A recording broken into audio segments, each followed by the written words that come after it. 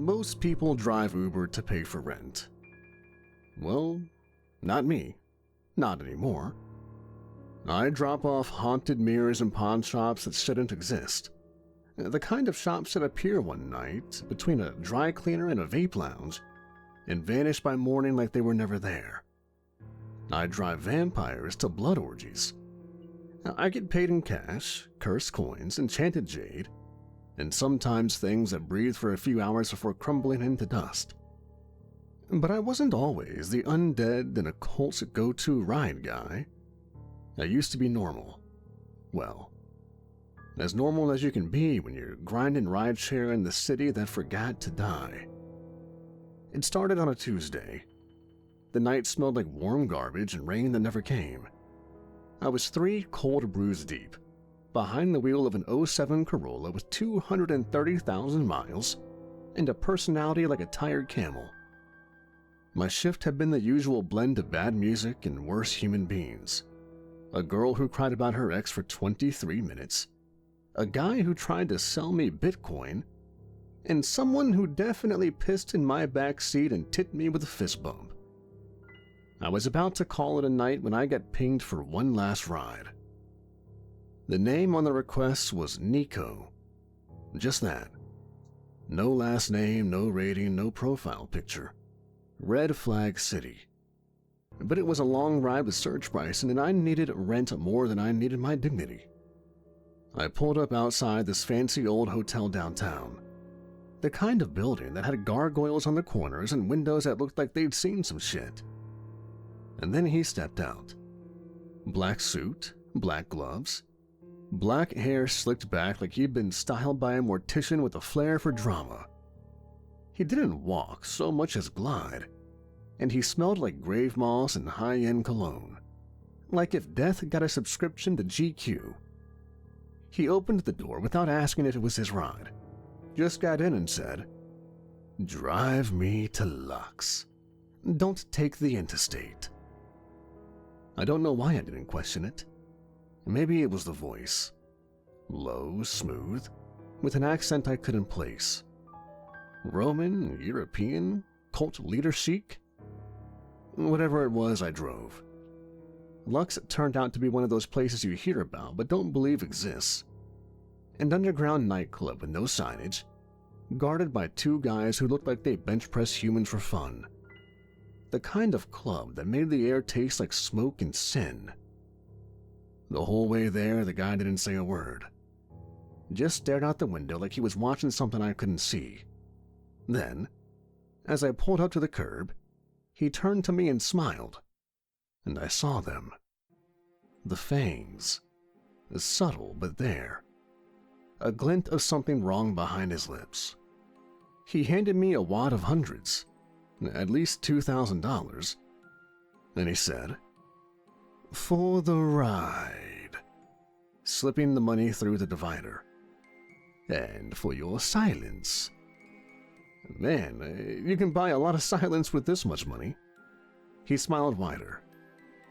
"Then I'll consider us friends." And then he was gone. Just like that, into the club, past the line, no ID check, no waiting. Like the night swallowed him. Now, a smarter man would have driven home, deleted the app, and maybe gone back to community college. But me? I sat there in my car for 10 minutes with a stack of cash in my lap and adrenaline in my throat, thinking about that smile and those eyes and the way the world had shifted just a little when he got in my car. I was back the next night, and the night after that. It took a week before he gave me his card. Black as ink. No writing except a symbol I didn't recognize, and a number etched in deep red foil. "Call if you want more," he said. I waited about another week, and then I called. The next ride wasn't to a club. It was to a place in the woods that didn't show up on GPS, down a gravel road that scraped the undercarriage of my car and nearly took off my muffler. I figured it was some kind of private party. Instead, I rolled up on what I can only describe as a rave for monsters. There were bonfires and music, but also things with wings and claws and glowing eyes, dancing and howling and chanting in languages that made my ears ring. I swear, one guy had antlers and was levitating. Another looked like he was made of smoke and teeth. No one even glanced at me, except Nico, who stepped out of the car like a king returning to court. He handed me another stack of cash before he vanished into the crowd. As he turned, he looked at me, and this time he didn't bother to hide his fangs. "You'll be hearing from me again." And I did. That was 3 years ago. Since then, I've delivered cursed mirrors, ancient relics, live beings, some sedated and some not, and once, a box that rattled and meowed and then exploded into moths. I don't ask questions. I don't touch the cargo.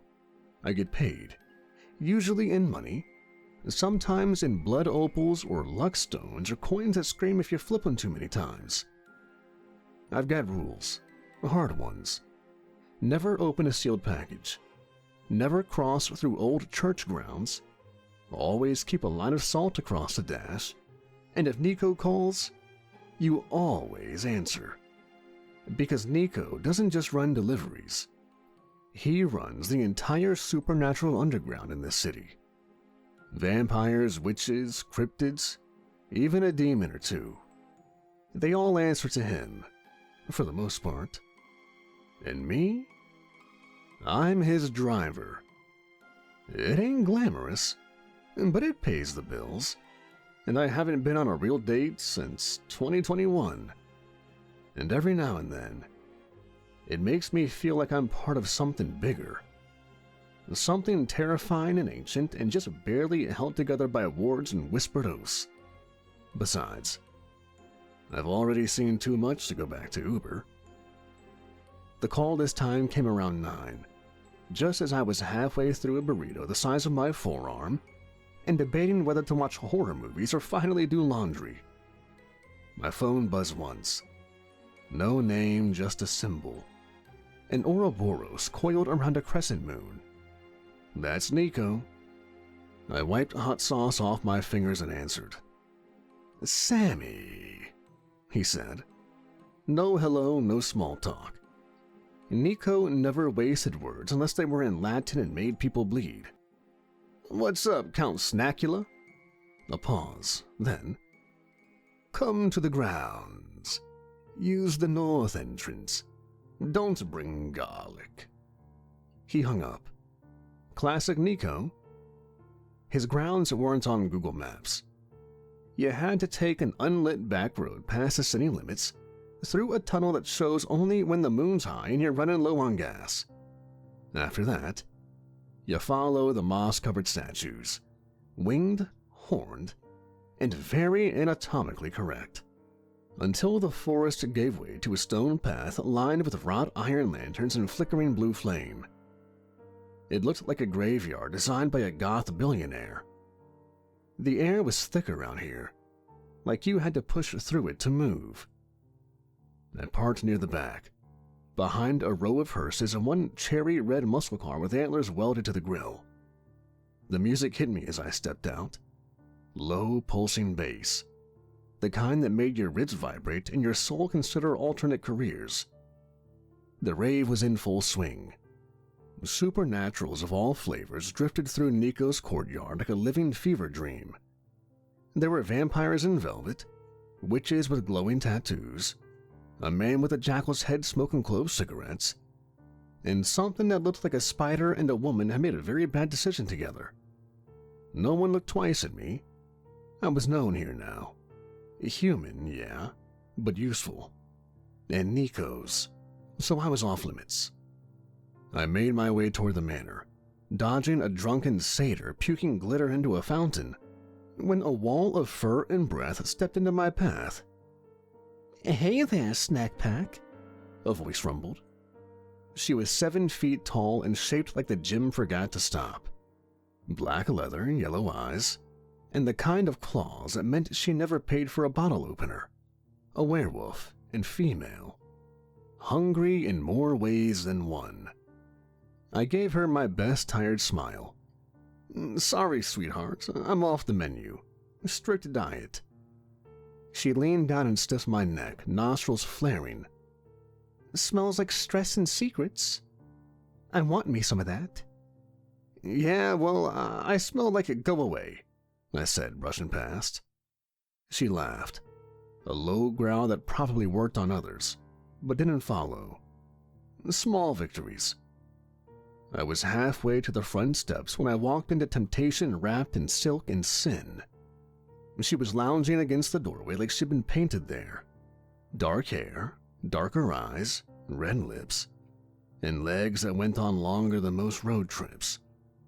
Her voice slid into my head like warm honey. You look tired, love. Come inside. Let me take the edge off. A succubus, of course. Her aura hit like an airbag. Pressure, heat. The sudden feeling that nothing in the world mattered more than her. My brain fogged. My feet stopped. I could almost hear her name, feel it on my tongue like a flavor I'd forgotten. One step. Just one. She held out a hand, fingers tipped in gold. And then... Enough. Nico's voice cracked through the air like a whip. The spell broke. I stumbled back, heart racing, head spinning like I'd been deep-fried in lust and bad decisions. The succubus gave Nico a slow blink. You're no fun, darling. Find another human, he said. And that was that. She melted into the crowd, and I finally remembered how to breathe. Nico looked at me, pale as ever, dressed in a midnight suit with a red handkerchief and a face carved from old stone and better centuries. You have no resistance to charm, magic. She caught me off guard. Also, she had great presence. He didn't smile, but I caught a twitch at the corner of his mouth. Come, we have business. He led me through his manor. All dark wood and stone, candles flickering in sconces, walls lined with paintings that moved when you weren't looking. We passed a library, down to the study that smelled like old books and older blood. There, on a pedestal wrapped in iron chains and salt lines, sat the package. A box. Blackened iron. Runes carved deep into the surface like it had been branded by a god in a bad mood. It pulsed. Not with light or sound, but with weight. Like the air around it bent into submission. This is the Eye of Icarax, Nico said. He didn't touch it, just stared. Sounds fun. What's it do? Shoot lasers, make toast? Nico's eyes narrowed. It belonged to a dead god. One who judged entire civilizations with fire. This was his favorite relic. Favorite? Like a childhood teddy bear, or more like a personal weapon? A token of focus, the object through which he enacted his will. That shut me up. He turned to me, eyes hard. We're delivering it, together. You drive, I ride. You? In the van? Yes. Something tells me this isn't just a courtesy call. Nico didn't answer right away. He walked to the window, watching the rave through stained glass. Something's stirring. Others are aware. The eye has resonance. It woke something up. Awesome, I said. So where are we taking it? Please don't say hell. Someplace old. A sanctuary. Amen Su's vault. Never heard of him. You wouldn't have. He makes sure of it. We left the house just as the party was peaking. Witches levitating, a trio of vampires slow dancing midair, a manticore vomiting on a taxidermy bear, Standard stuff. Out back, parked beneath the willow trees, sat my van. Now, look.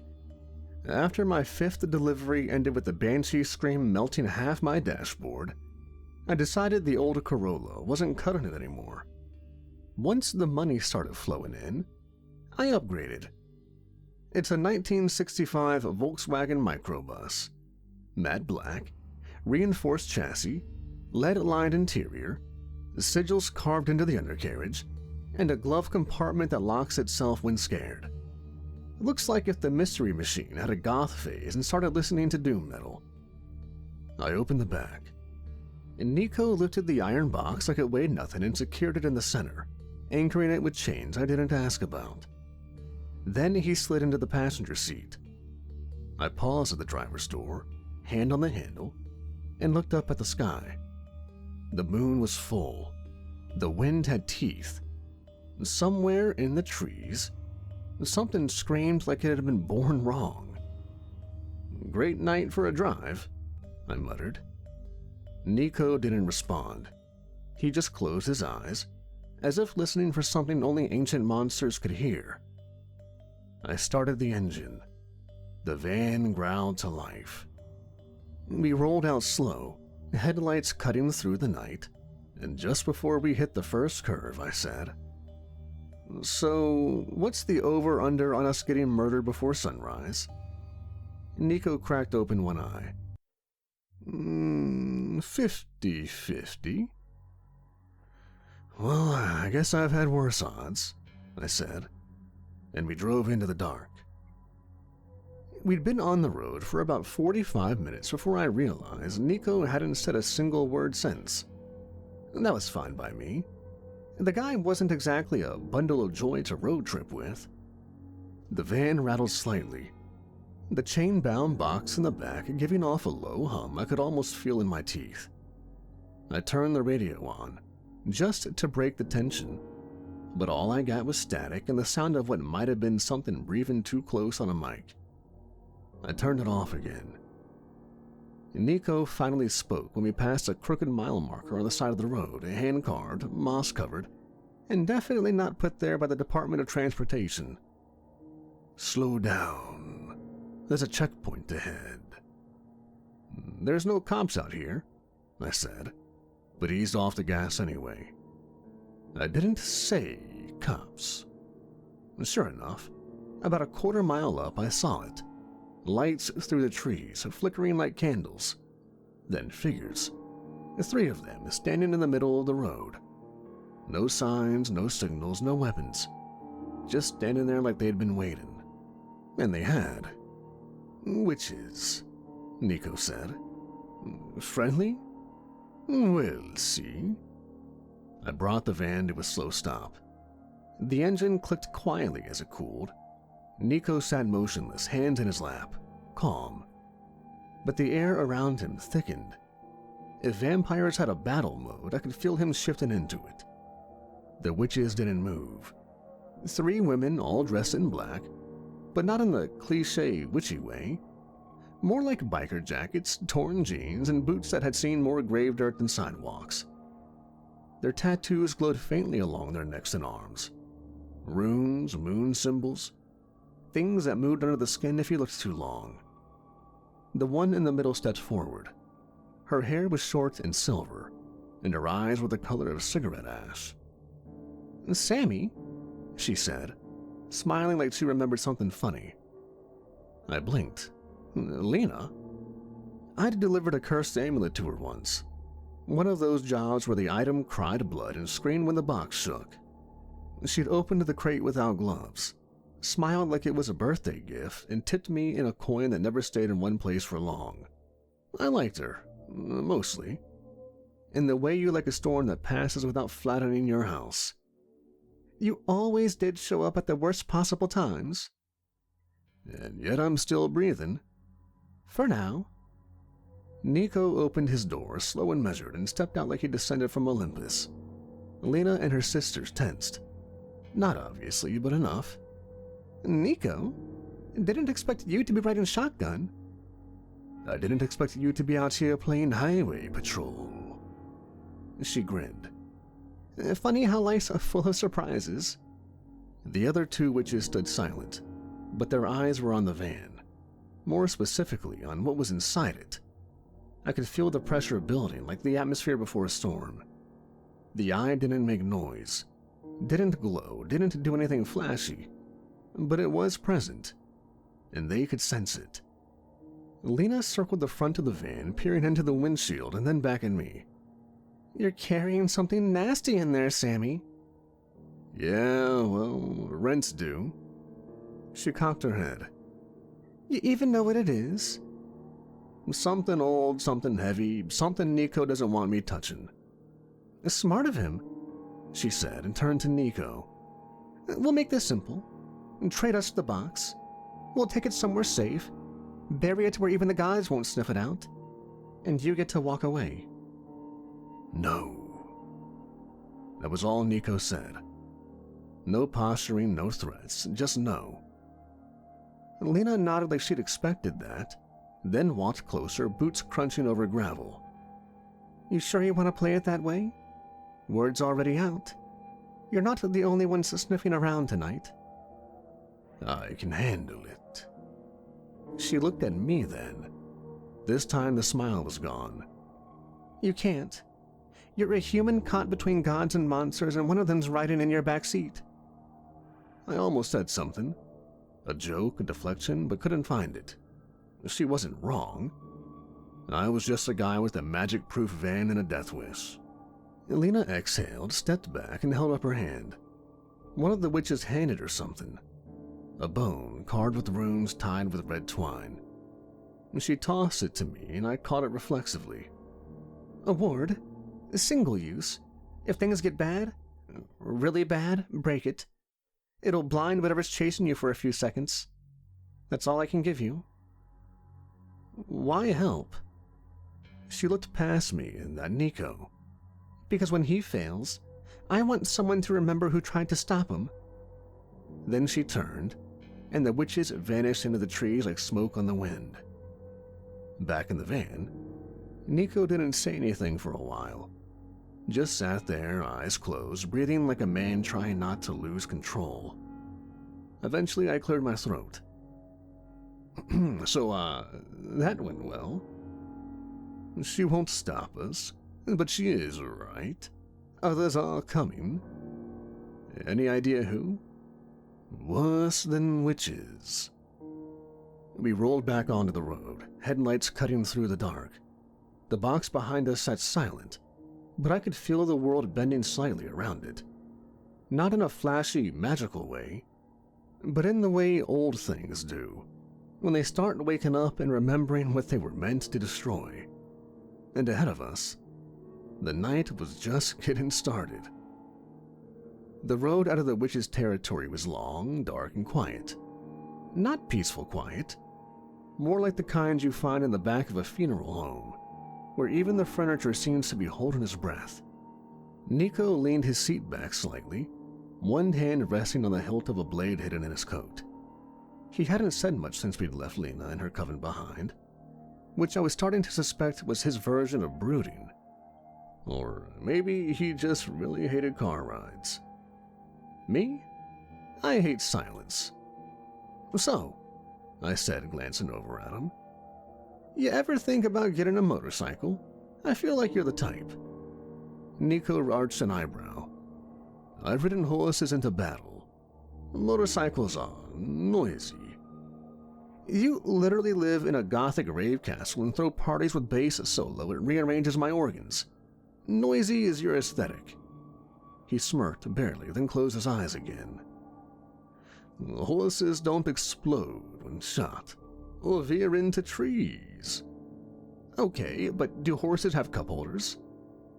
That one got no reply. Just the faintest twitch of a smile at the corner of his mouth. I marked it as a win. I tapped the steering wheel. So, the Eye of Icarax. Sounds like something from a really edgy metal album. You ever meet the guy? Nico opened one eye. Icarax wasn't a man. A bit of a god. He was fire and judgment incarnate. They say he could boil oceans just by opening his eyes. Well, that's comforting. His worshippers burned themselves alive to gain his favor. Whole cities did it, voluntarily. I whistled. And this is his favorite trinket, huh? Can't imagine what his less important stuff looks like? A volcano that screams? A self-cooking dagger? Worse. I let that hang there for a moment. Seriously, though, I said, lowering my voice a bit. You think this thing's really that dangerous? He looked at me. Not dramatic or intense, just straight. Honest. If it ends up in the wrong hands, the body count won't stop at cities. It'll spread. So why not destroy it? If it could be destroyed, it wouldn't still be here. Okay, that's a fair point. We drove for a few more miles. I watched trees blur by, branches twitching in the breeze like they were whispering to each other. The roads were empty. Too empty. No headlights, no distant hum of traffic, not even roadkill. You know, you never told me how old you really are. You always dodge that one. Because the answer makes people uncomfortable. Try me. He was quiet for a moment. Then, I was born in Rome in 38 AD. Wait, you're Roman? Yes. Like sandals and togas Roman. Nico gave me a sideways glance. We didn't all wear togas.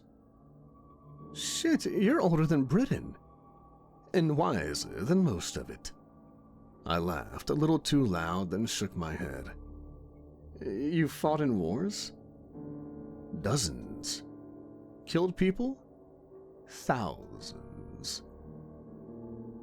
Been in love? A pause. Once? We went quiet again. This time, though, not awkwardly. There was a weight to Nico that didn't always show unless you really looked. Like his eyes had seen too much and stopped trying to forget. So, why this gig? Courier of the creepy and cursed? Seems beneath a 2,000-year-old demigod. He didn't answer immediately. I figured he was ignoring me until he said, because I got tired of ruling. Power is a poison you drink until your reflection disappears. To him. Also, the hours are flexible. I snorted. And that's when the van stuttered. Not a mechanical failure, more like something pulled at it. Like gravity had hiccuped. What the? The headlights lit up behind us, then to the left, then to the right. A rumble shook the air, low, hungry, and close. Engines. Motorcycles. I glanced at the side mirror. 1, 2, 3, 7 of them. Riding close, their lights like angry eyes in the dark. They were fast, too fast, and they were gaining. Oh, hell no, I muttered, gripping the wheel. Nico sat up straight. Gray fangs. Just 2 words. Cold and flat. You know them? I asked, my fingers tightening around the steering wheel. They're werewolves. Old school, nomadic. They run in packs but ride like wolves. Fast, loud, territorial, and meaner than hell. I glanced in the mirror. They were closer now, 7 of them at least. All wearing studded leather jackets, helmets with bone spikes, or no helmets at all, and just snarling faces half shifted under the moonlight. One had a necklace made entirely of fingers.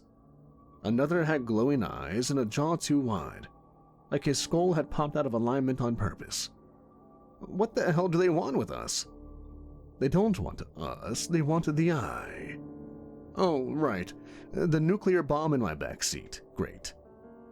The road ahead twisted through the woods like a snake in heat. No lights, no signs, just trees pressing in on both sides. I pushed the gas, but the van wasn't made for racing. It rumbled and shook, the engine grumbling like it had arthritis. They shouldn't be here. Not this far east. Someone tipped them off. I didn't like the sound of that. One of the bikes gunned it and pulled up alongside the driver's side. I caught a glimpse of the rider. Shaved head, face painted like a skull. His mouth split in a too-wide grin full of gold fangs. He looked at me and mimed slitting his throat. "Friendly bunch," I muttered, yanking the wheel slightly to nudge him off. He peeled away laughing. Another biker roared up behind us and chucked something. A chunk of metal wrapped in barbed wire. It bounced off the roof with a sick thud and rolled down the windshield, smearing it with some kind of black, sticky goo. "What the hell is that?" I asked. "Blood hex. Keep your windows shut." "Yeah, well, no shit." The van jolted as something heavy landed on the roof. Metal crumpled. The whole frame sagged like we'd picked up a moose. Then came the sound. Claws scraping down the sides, slow and deliberate, like nails on a chalkboard attached to a meat grinder. Nico pulled something from his coat. A short, curved blade with the handle made of bone and silver runes etched so deep they pulsed faintly in the moonlight. "Drive. Don't stop, no matter what." "What are you gonna do?" He kicked open the passenger side door, stood on the running boards like some kind of undead cowboy, and climbed onto the roof. "Oh, good grief. I don't get paid enough for this," I muttered, gripping the steering wheel tighter. Above me I heard snarling, then a crack, and the van shook hard to the left. Something, or someone, hit the ground behind us with a wet crunch. Then came another howl, shorter, more guttural, full of pain. The biker on my right tried to swerve into us. I countered, swinging the wheel and slamming him into a tree trunk just off the shoulder. He exploded off the bike like a rag doll wrapped in fur, and the bike careened off into the brush. Another wolf landed in front of us, right in the headlights. Not on a bike, but on foot. He sprinted across the road and tried to sideswipe the van, claws digging into the metal siding like it was tinfoil. "Get off!" I shouted, jerking the wheel. The van slid onto the gravel shoulder, throwing sparks as the tires bounced and caught. I barely kept it straight. The bastard clinging to the side screamed, half human, half beast, all teeth, and tried to punch through the window. Then, in a blink, his head disappeared in a blur of motion. Nico dropped back through the passenger door like he was stepping off an elevator. His coat was slashed, his shirt soaked in blood. Not all of it his, I hoped, and his eyes were glowing faintly like red coals. "You good?" I yelled, trying not to look directly at the claw marks on the windshield. "One of them clipped me with silver. It'll slow me down." "Cool, fantastic, love that for us." Behind us, the remaining bikers regrouped. I could see two of them fiddling with the chain between their bikes, stringing it across the road like a trap. Another one, larger than the others, wearing a vest with a blood-stained patch that read, "Pharaoh President," was gaining on us fast. Nico looked back. "If we hit that chain, we're done." "Yeah, I figured." I scanned the road. The trees pressed in, but there was a break just ahead. A narrow logging trail, barely wide enough for the van, but it might take us around. "Hold on," I muttered and yanked the wheel right. The van screamed in protest as we left the road and hit the dirt. Branches slapped the windows, mud flew. I could barely keep it steady as we bounced over roots and rocks. "They're following, but not all of them, just the fast ones." Why does that sound worse? Because the fast ones are the hunters. Of course they were. One of the bikers cut through the trees, launching off a fallen log like he'd done it 100 times already. He landed a few feet ahead of us, dismounted midair, and sprinted on all fours toward the windshield. "Duck!" I shouted. Nico opened the passenger side door and was on him instantly, faster than I could blink. He tackled the wolf mid-snarl, slamming him against the passenger door. The two of them rolled, fangs and claws and silver flashing. snarls and growls echoing inside the van like a war zone in a coffin. I couldn't help, I had to keep driving. Another biker appeared in the trees beside me, this one with glowing eyes and a jaw unhinged at inhuman angles. I rolled my window down and punched him with everything I had and screamed as something cracked in my wrist. He let go, howling, and fell behind as we hit a bump and the van lifted for a second, then slammed back to the earth. Behind me, Nico roared like some ancient predator, and the werewolf's cries were no more. A few seconds later, Nico opened the passenger side door while I was still driving and sat in the seat. I guess being a vampire has its pros, super speed and all. Silence. Just the rumble of the van and my ragged breathing. Nico slumped in the seat, blood soaking his coat.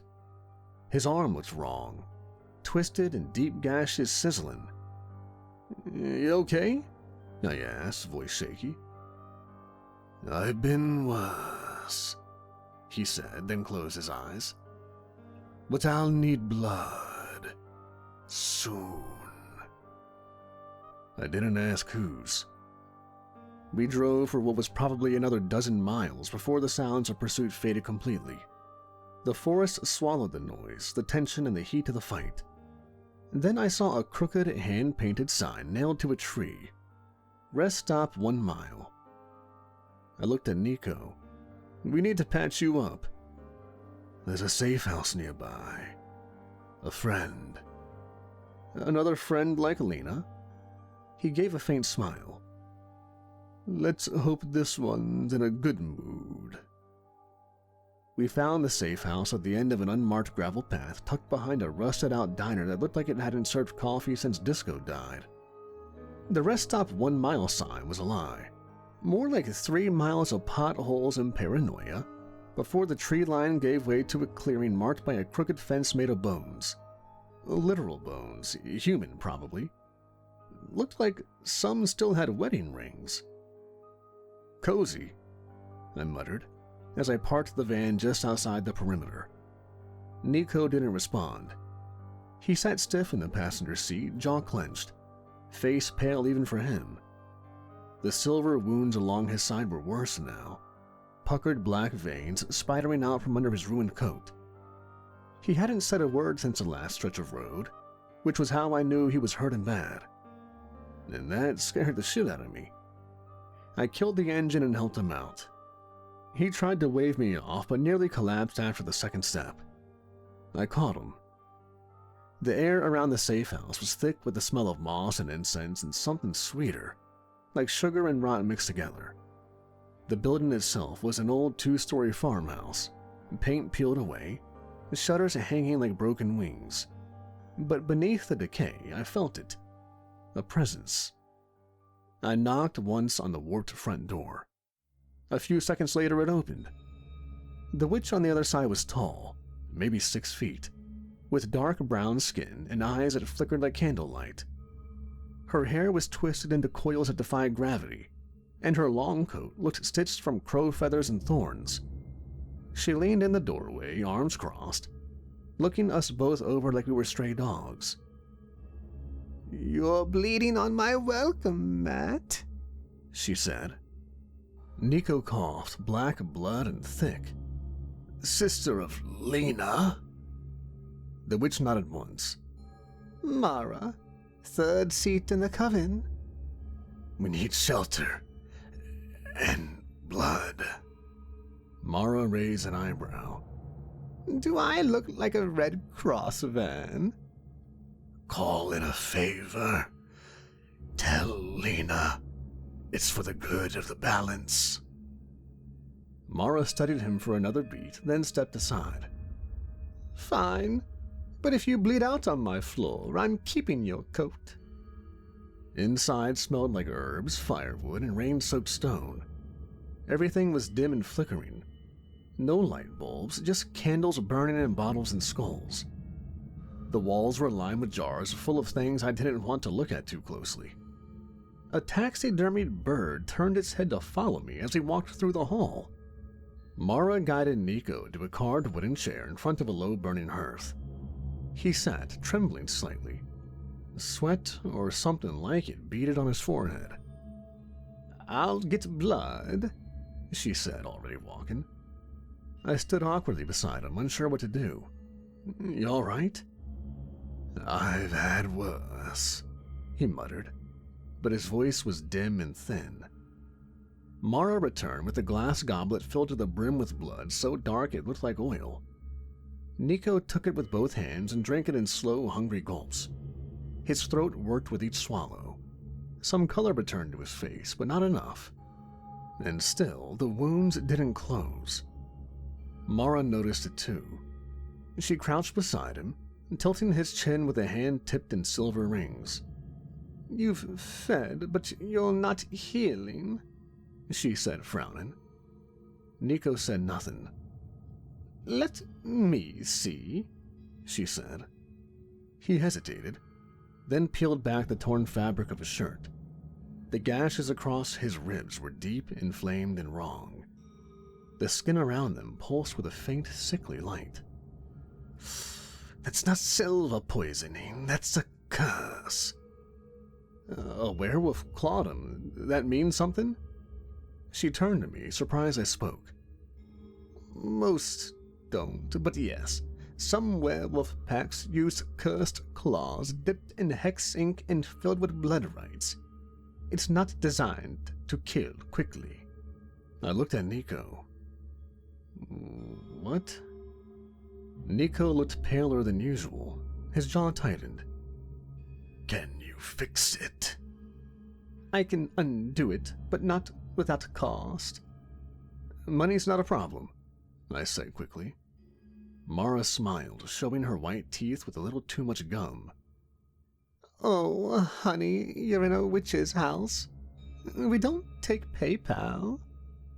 She stood, walked to a cabinet, and began pulling herbs and vials and bones from glass jars.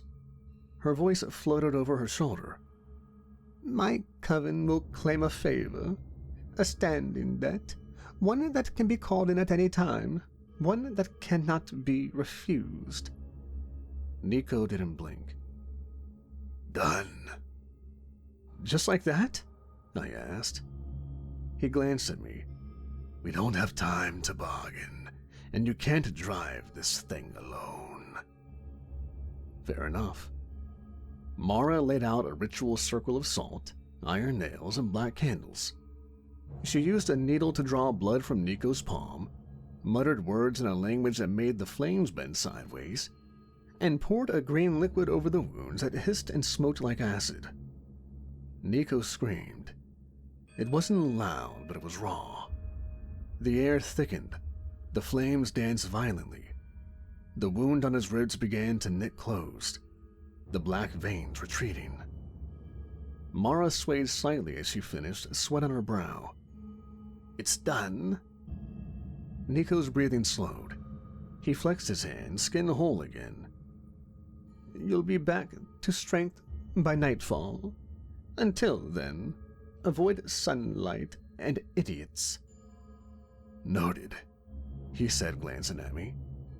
"Hey, still in the room?" "And you, driver?" "Sammy." She raised her eyebrows.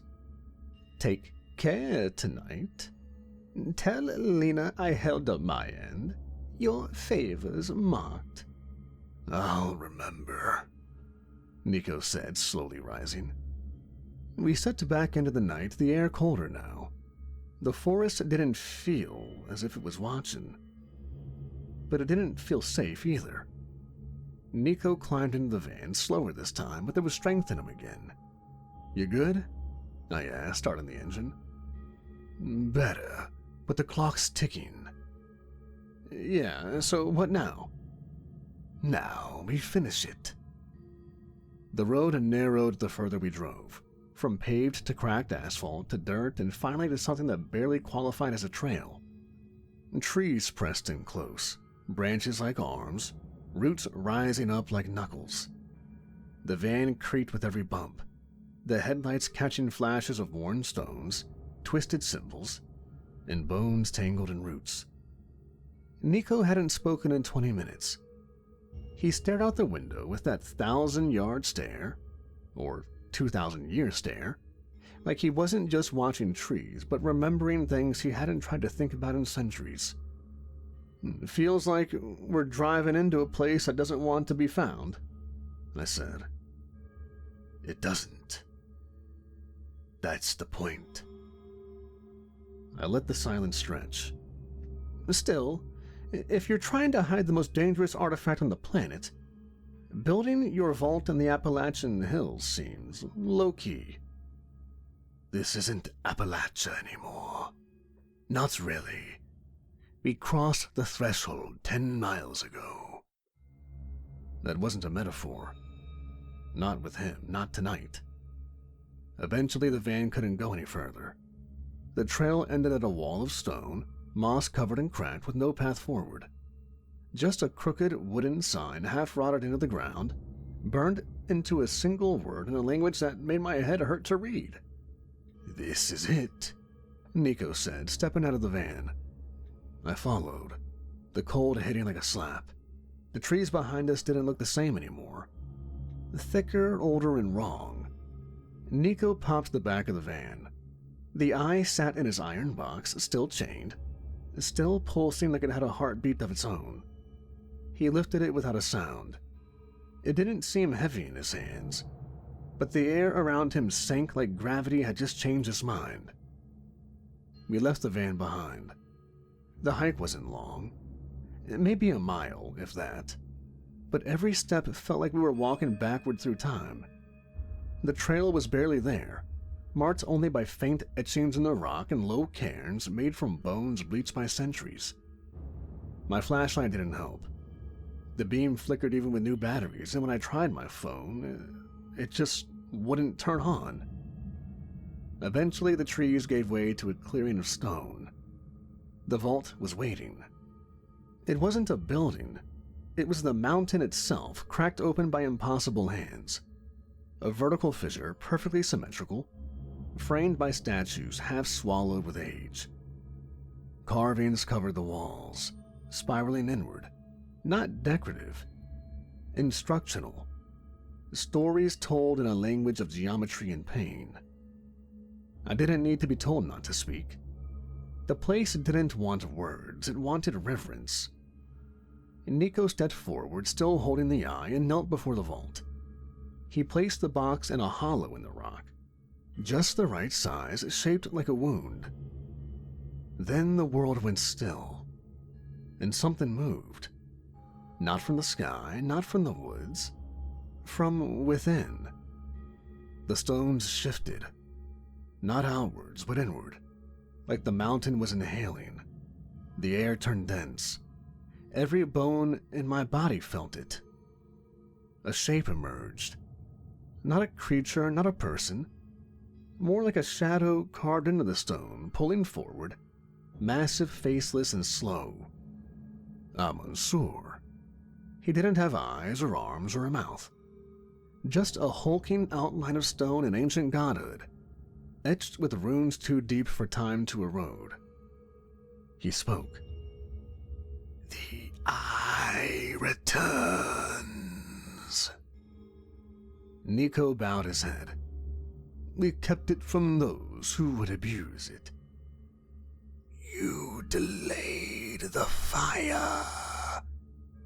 That is enough." I stood there, feeling about as significant as a raindrop on a tombstone. Then something unexpected happened. The pressure shifted and focused on me. A presence wrapped around my mind. Not crushing it, just aware. I could feel Mansur looking through me. Not my memories, not my thoughts, just the shape of me. My place in the universe. My willingness to carry something I didn't understand. "You chose the burden when you could have run." I wanted to speak, but my throat locked up. Mansur raised one stone hand, not formed, but suggested like an idea being made flesh, and opened it. There in the center of the palm lay a ring. Silver gray, ancient in design, Smooth but inscribed on the inside was a single rune that flared to life the moment I looked at it.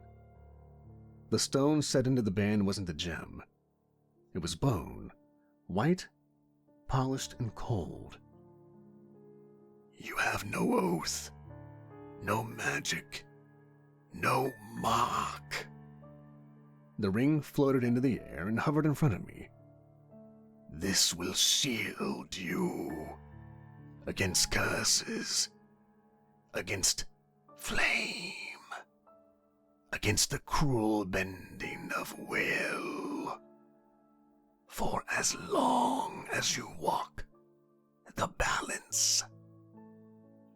I reached out slowly and took it. The moment my skin touched the band, a ripple passed through me. Like a door had been shut behind me that I hadn't seen.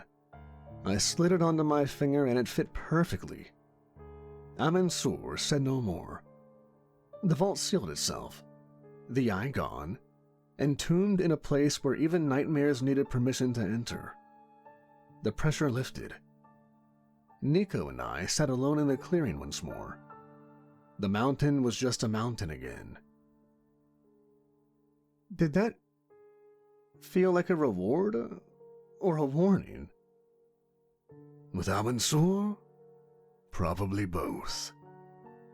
We turned back to the woods and walked. The walk back to the van felt longer than the walk in. Maybe it was the weight of what we'd left behind. Or maybe the path was reshaping itself now that the eye was sealed away. Either way, I didn't talk. Nico didn't either. The forest had gone quiet. Like everything around us knew something big had just been buried and didn't want to wake it back up. We reached the clearing where the van sat waiting, paint scraped, tires mud-slicked, a claw mark still etched into the passenger door like a bad tattoo. It looked tired and so did we.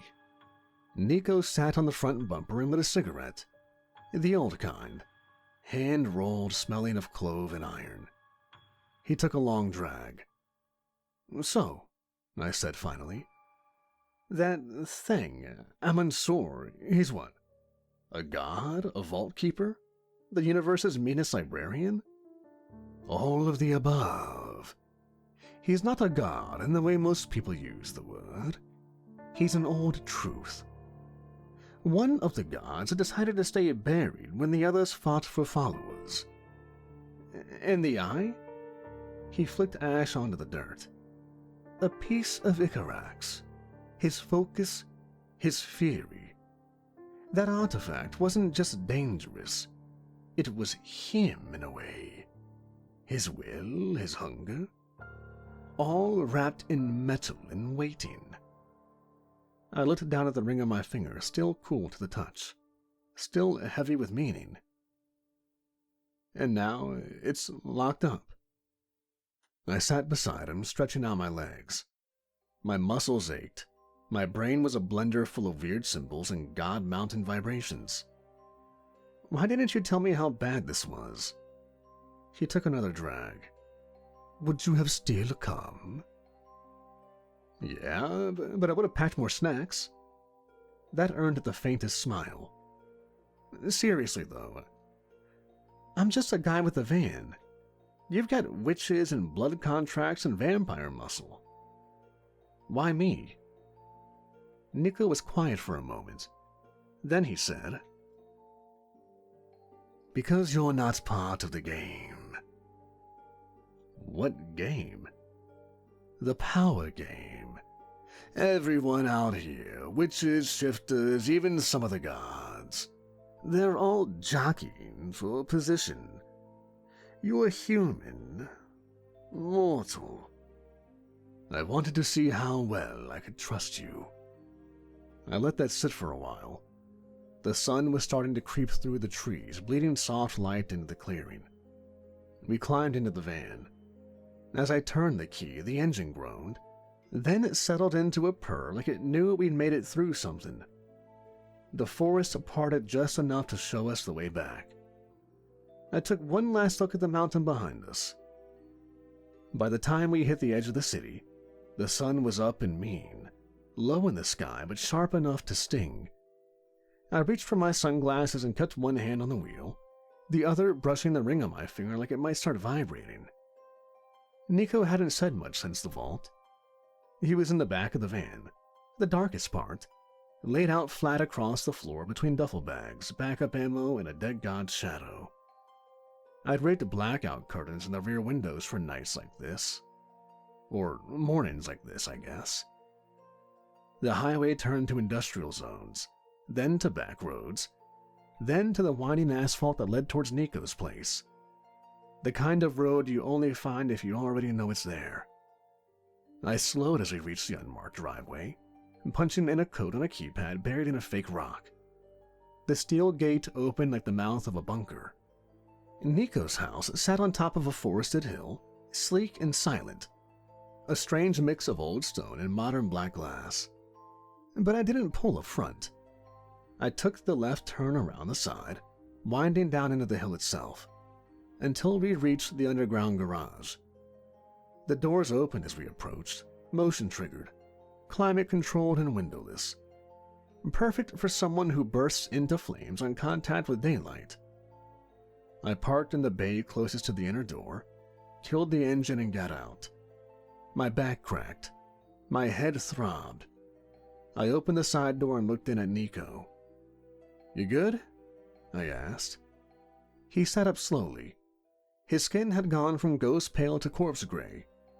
He looked like something unfinished but alive. "I'll manage," he said, voice low. I didn't offer to help. I knew better. He moved on his own, slow and stiff but steady, disappearing through the interior door that led into the house. It sealed behind him with a soft hiss. Just like that, he was gone. I leaned against the van and let out a breath I hadn't realized I was holding. The garage was silent, still, cold, but not unpleasant. I stayed there for a minute, just to clear my head. The ring on my finger felt heavier now. Not in a magical way, just in a real way. Like a reminder. Eventually, I climbed back in the driver's seat and pulled out, retracing my route through the hidden roads. The sun was higher now, and the world looked too normal for everything that had just happened. I didn't feel like a hero. I felt like a guy who'd driven a bomb into the woods and hoped it didn't go off in his lap. I rolled through downtown, then out toward my side of the city. Low buildings, empty streets, laundromats still closed. I pulled into a diner parking lot like I liked. Not the food, which was garbage, but for the quiet. I sat there a minute, engine ticking, caffeine long burned off. Eventually, I said it out loud, just to hear it. Whew, that was a lot. No one answered. I sat there a little longer, watching the sunlight creep across the dashboard, slow and harmless from inside the tinted glass. The ring caught a sliver of it and didn't flinch. Neither did I. I looked into the back seat. A stack of cash was waiting there. Nico really gave me the hookup this time. I picked it up. Looked to be at least 10,000 at a glance. Then again, I did have to make some pretty big repairs to the van. The job pays well. The job is dangerous. And for better or for worse, I am the guy they call to drive the night shift.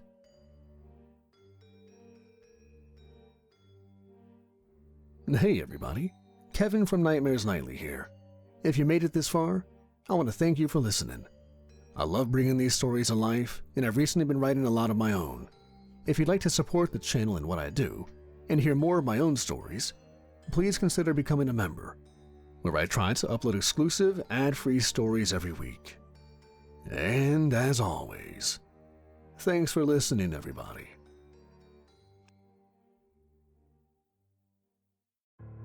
Some of you may ask why I do this. The answer is simple. I do this because no one else will. Because I can. And because once you become the kind of thing you're supposed to be hunting, it's either this, or let the hunger eat everything you used to be. I didn't grow up with crucifixes or garlic or bedtime stories about monsters. I was a kid from a rusted-out town with more bars than churches, more dead ends than futures. Joined the Marines at 17, lied about my age, and made it stick. War gave me shape. Orders gave me clarity. Violence made sense. But when the tours ended and the uniform came off, I came home to a world that had no place for people like me. Sharp, twitchy, and full of ghosts. The first time I saw something that wasn't supposed to exist, I was camped out in a swamp outside Quantico. Civilian life hadn't stuck. I was freelancing, tracking something that had been gutting livestock and leaving them in patterns the local cops didn't want to talk about. They said it was a bear. Well, bears don't peel skin like orange rinds. Bears don't leave claw marks 9 feet off the ground, spiraling up a pine tree like they were climbing it in reverse. I followed the blood that night. Through mud, through brush, through dark so thick I could hear my own breath echo off the trees. I found the thing, waist deep in the water, half human in silhouette, a head caught like it was listening to my heartbeat. I shot it twice, watched it sink, then went home pretending I hadn't seen what I had saw. But something clicked open that night and never shut again. I started hunting. Not just animals, not just men. Monsters. The kind that don't fit into your polite little world. I tracked them through bayous, deserts, frozen forests. Found their patterns, learned how they moved, how they fed, how they killed. I got good. Too good. Even teamed up with the group for a while. I found this case about a skinwalker while overhearing something tearing up cattle one night while trying to drink my cares and memories away. Decided to check it out that night, and halfway through tracking it, I came across 2 other men and a woman on the outskirts of the ranch leading into the woods. It didn't take much talking to figure out we were after the same thing. We took out the skinwalker together later that night with ease. We all worked together well for quite a while. Then I made a mistake. Went out alone one night. Thought I could handle this by myself. It was in Pennsylvania. Cold. Old-growth woods and old blood. I'd been on the trail of a vampire for 4 nights. He was feeding on junkies and squatters, moving through bus stops and underpasses like a ghost. I tracked him into an abandoned train yard. Thought I had the jump. Thought I was ready. I wasn't. He bit me before I could drive the stake home. Fast as lightning, teeth through flesh, venom burning hot as napalm under the skin. I killed him, though. Pinned him to the ground with a crowbar and lit the bastard on fire while I bled out on the gravel. I spent the rest of that night with a pistol in my mouth, waiting to see if I'd turn. Spoiler, I did. But I had to leave my group. Didn't trust myself around them and didn't want them to have to make the choice. The choice between killing their new friend to uphold their code, or ask them to go against everything they believe in and let me live. I turned, but I didn't die. I didn't run. I didn't let it win. I locked the hunger down like a rabid dog and taught myself to live off scraps. Criminals, killers, drug addicts. People the world was better off without. I only take enough to stay upright, never more. Never innocent. That's my code. It's the only thing between me and the thing I could be. Now, I live in a box of concrete and steel down by the river in Cleveland.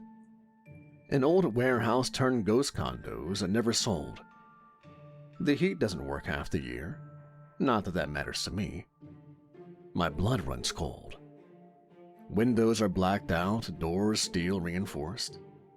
The fridge holds blood bags when they show up on time and whiskey when they don't. Weapons under the bed, under the sink, behind the cabinets. I've got a cot, a desk, and a chair I never sit in. The only decorations are scars. The people who keep me fed, the outfit, or whatever they call themselves now, they don't talk much, don't visit. Just send contracts and blood bags. When something slips through the cracks, when a nest stirs or a cryptid starts picking off tourists, or something older claws its way from a hole in the world, they send me a file, a blood bag, and a time limit. No fanfare, no backup. And a decent sum of money once the cleanup crew arrives and confirms the kill. But they only send me and me alone. Because I'm not a soldier anymore. Not a man, but a monster. I'm the thing they send in when everything else has already failed.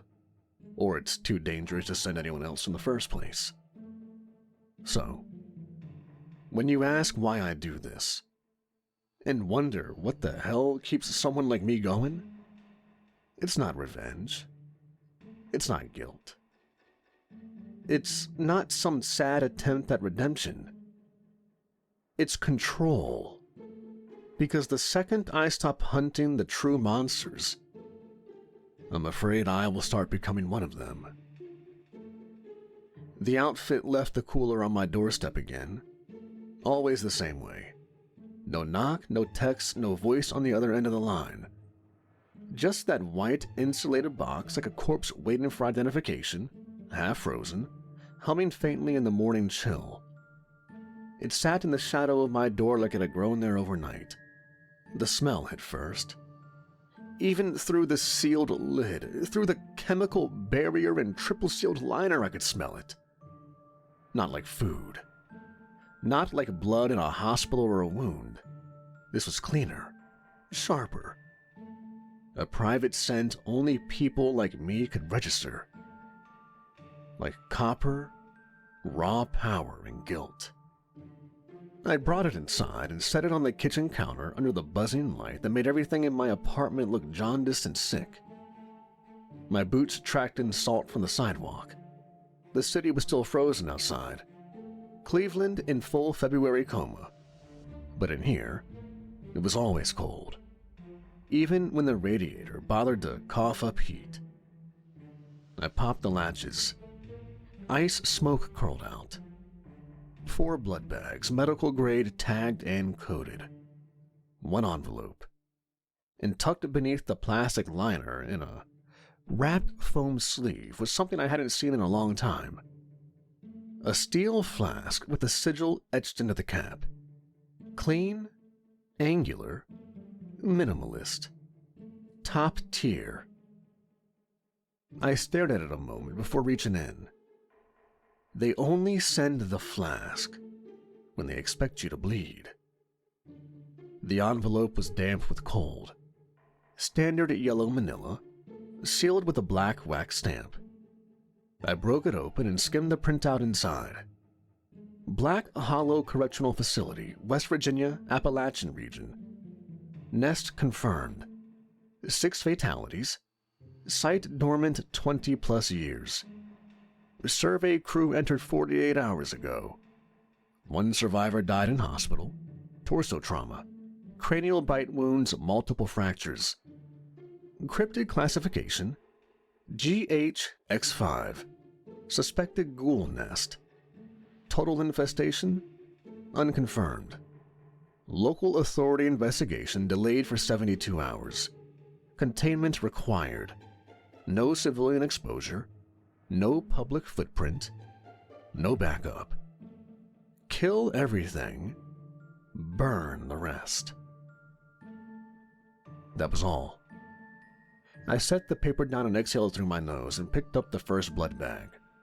O negative. Cold, viscous, and lifeless.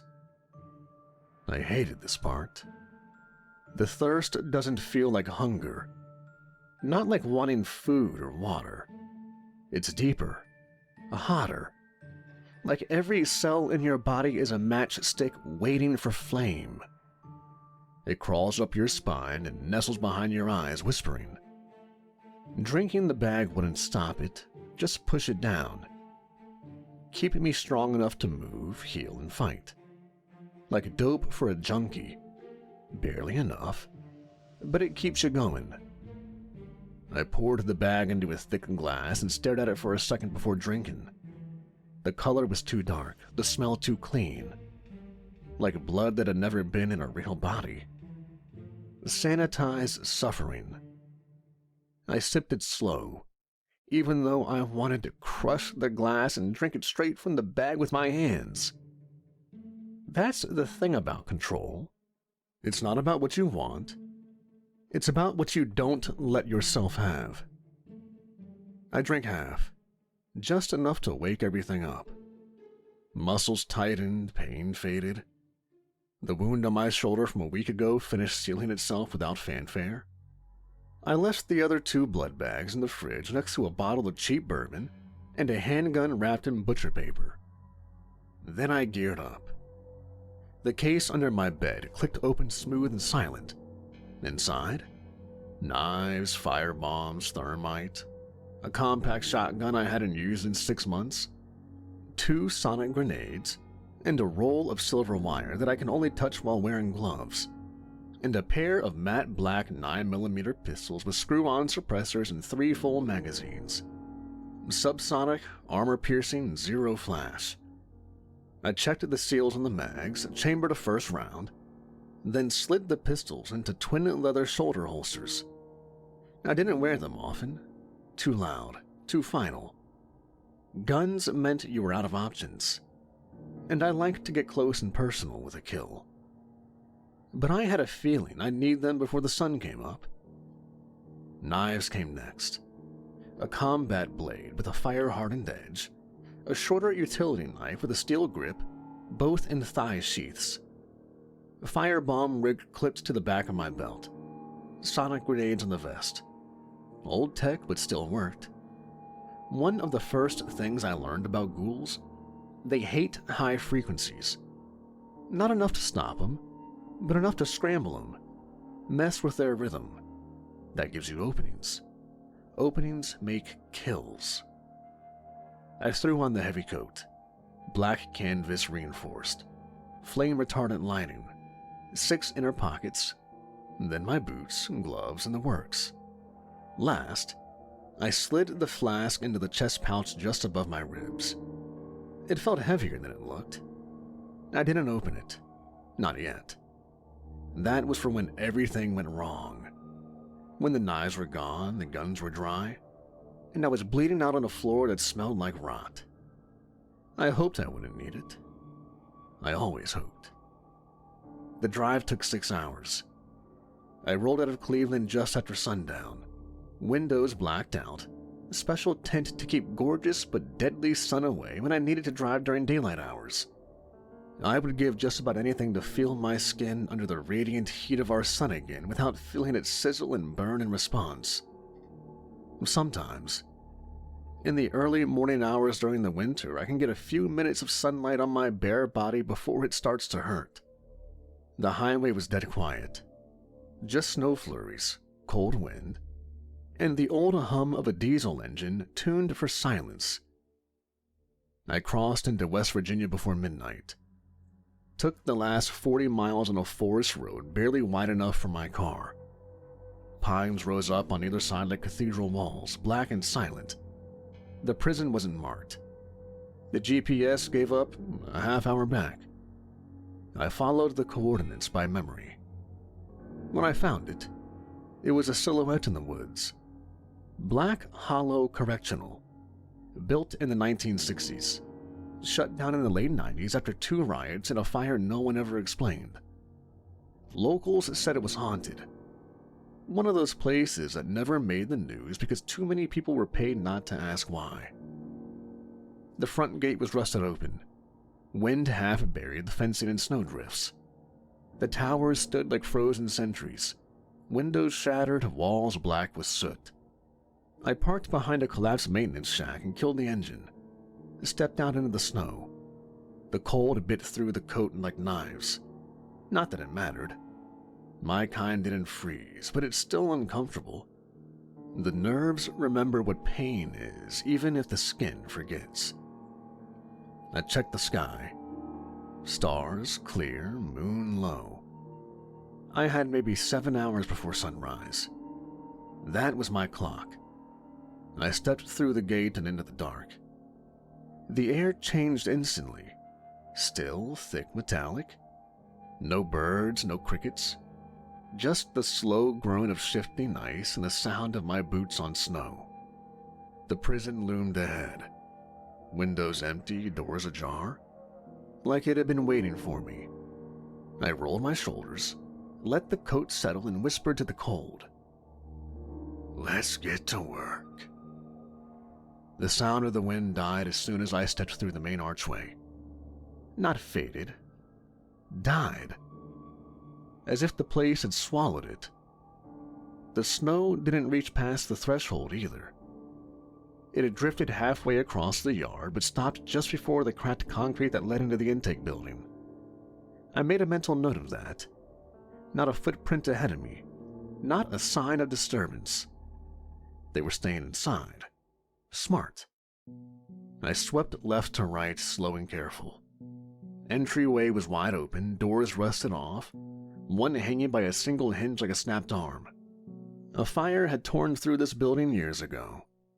Black soot still clung to the walls, like it had been painted on with tar. The tile underfoot was cracked and puckered from heat damage, bubbled like skin. Every so often I dropped a glow stick from my coat. Red ones, dim. I didn't need them to see. I can see in the dark nearly as well as I can see in the light. They were just to help me mark my trail in case things got complicated and I had to backtrack fast. GPS was dead out here. No power grid, no radio. But once I stepped closer, I was on my own. The intake area had long counters where guards would have sat behind glass. The glass was shattered now, blood stains long soaked into the linoleum. I moved past metal detectors warped by heat, their arches bent like praying hands. A desk had been flipped against the wall. Something had gouged claw marks into the side of it. 4 deep trenches like garden rakes pulled through oak. I crouched to check the floor. Old blood, dried. No scent trail, not recent. But something else lingered. Movement. Not sound, pressure. Like something had just passed through a second ago and left the air displaced. I stayed low and crossed into the main hall. This was where they'd bring in inmates from transfer vans. Long corridors, double doors every 20 feet. Holding pens, medical screening. Now just debris and mold and memories. I stopped at a broken security window and swept my light across the hallway on the other side. Something had been dragged. A smear of dried black, streaking from one door to another. Looked like it had hands. Long ones, and it didn't look like it was dragged gently. I pulled out my knife and flipped it in my palm. I moved forward. The hallway was silent. The deeper I went, the more I could feel the nest. Not see it, not hear it, but feel it. The way heat collects in the belly of a beast. The air was thicker now, warmer. There were no working lights, no signs of life, no rats, no dripping water, no buzz of power. But something was alive. Something was aware of me. I reached a set of locked double doors, busted the latch, and pushed them inward. Behind them, the prison opened like a lung. The outer yard was ringed with multiple buildings. Administration, visitation, maintenance, dorm blocks, and what looked like a chapel leaning sideways from structural damage. Above, the sky was a thin strip of stars and low cloud, boxed in by towers and razor wire. The snow here had fallen hard, collected in corners, but the middle was churned up. Fresh movement. My boots sank into slush as I crossed the yard. I moved fast, low and quiet, sticking to the dark edges. No lights, no eyes. Then I saw it. Just for a second. A figure darted between two buildings, hunched and fast. Too fast for a man, too low for a dog. No sound. Just the shadow flicking past like a bad thought. I crouched and waited. Nothing followed. I didn't chase. That's what they wanted. Ghouls are pack hunters, you see, and I'd seen that game before, and I wasn't here to play it. Instead, I moved along the edge of the admin building toward what used to be the infirmary. The doors had been blown inward, maybe by fire or some ancient riot. Inside was pitch dark. The stink hit me before I crossed the threshold. Rot. Old, wet, feral rot. The kind that didn't come from a body. The kind that comes from a dozen bodies left in the dark to melt into each other. I slipped inside. My boots stuck to the floor in places. Not blood.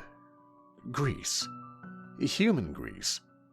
Fats broken down by time and heat and something else. I dropped another red stick, and then I heard it. Breathing. Not human, not steady. A snorting, half-gargled rasp from deeper inside the room. 2 sets. Wait, no. 3. One behind a cabinet to my left, one in the corridor, one overhead in the ceiling grid. They were waiting. I backed up slow. No sudden moves, no noise. My hand hovered near the sonic grenade on my belt, but I didn't want to use it yet. Not unless I had to. The moment I did, I'd lose stealth. That blast would bring the whole damn nest running. So instead, I slipped back out the way I came. I circled the perimeter one last time, counting windows, mapping doors, and checking how many exits were actually usable. I saw 4. I'd probably be sealing 3 of them with fire before this was done. When I crossed the yard again, snow had started falling fresh.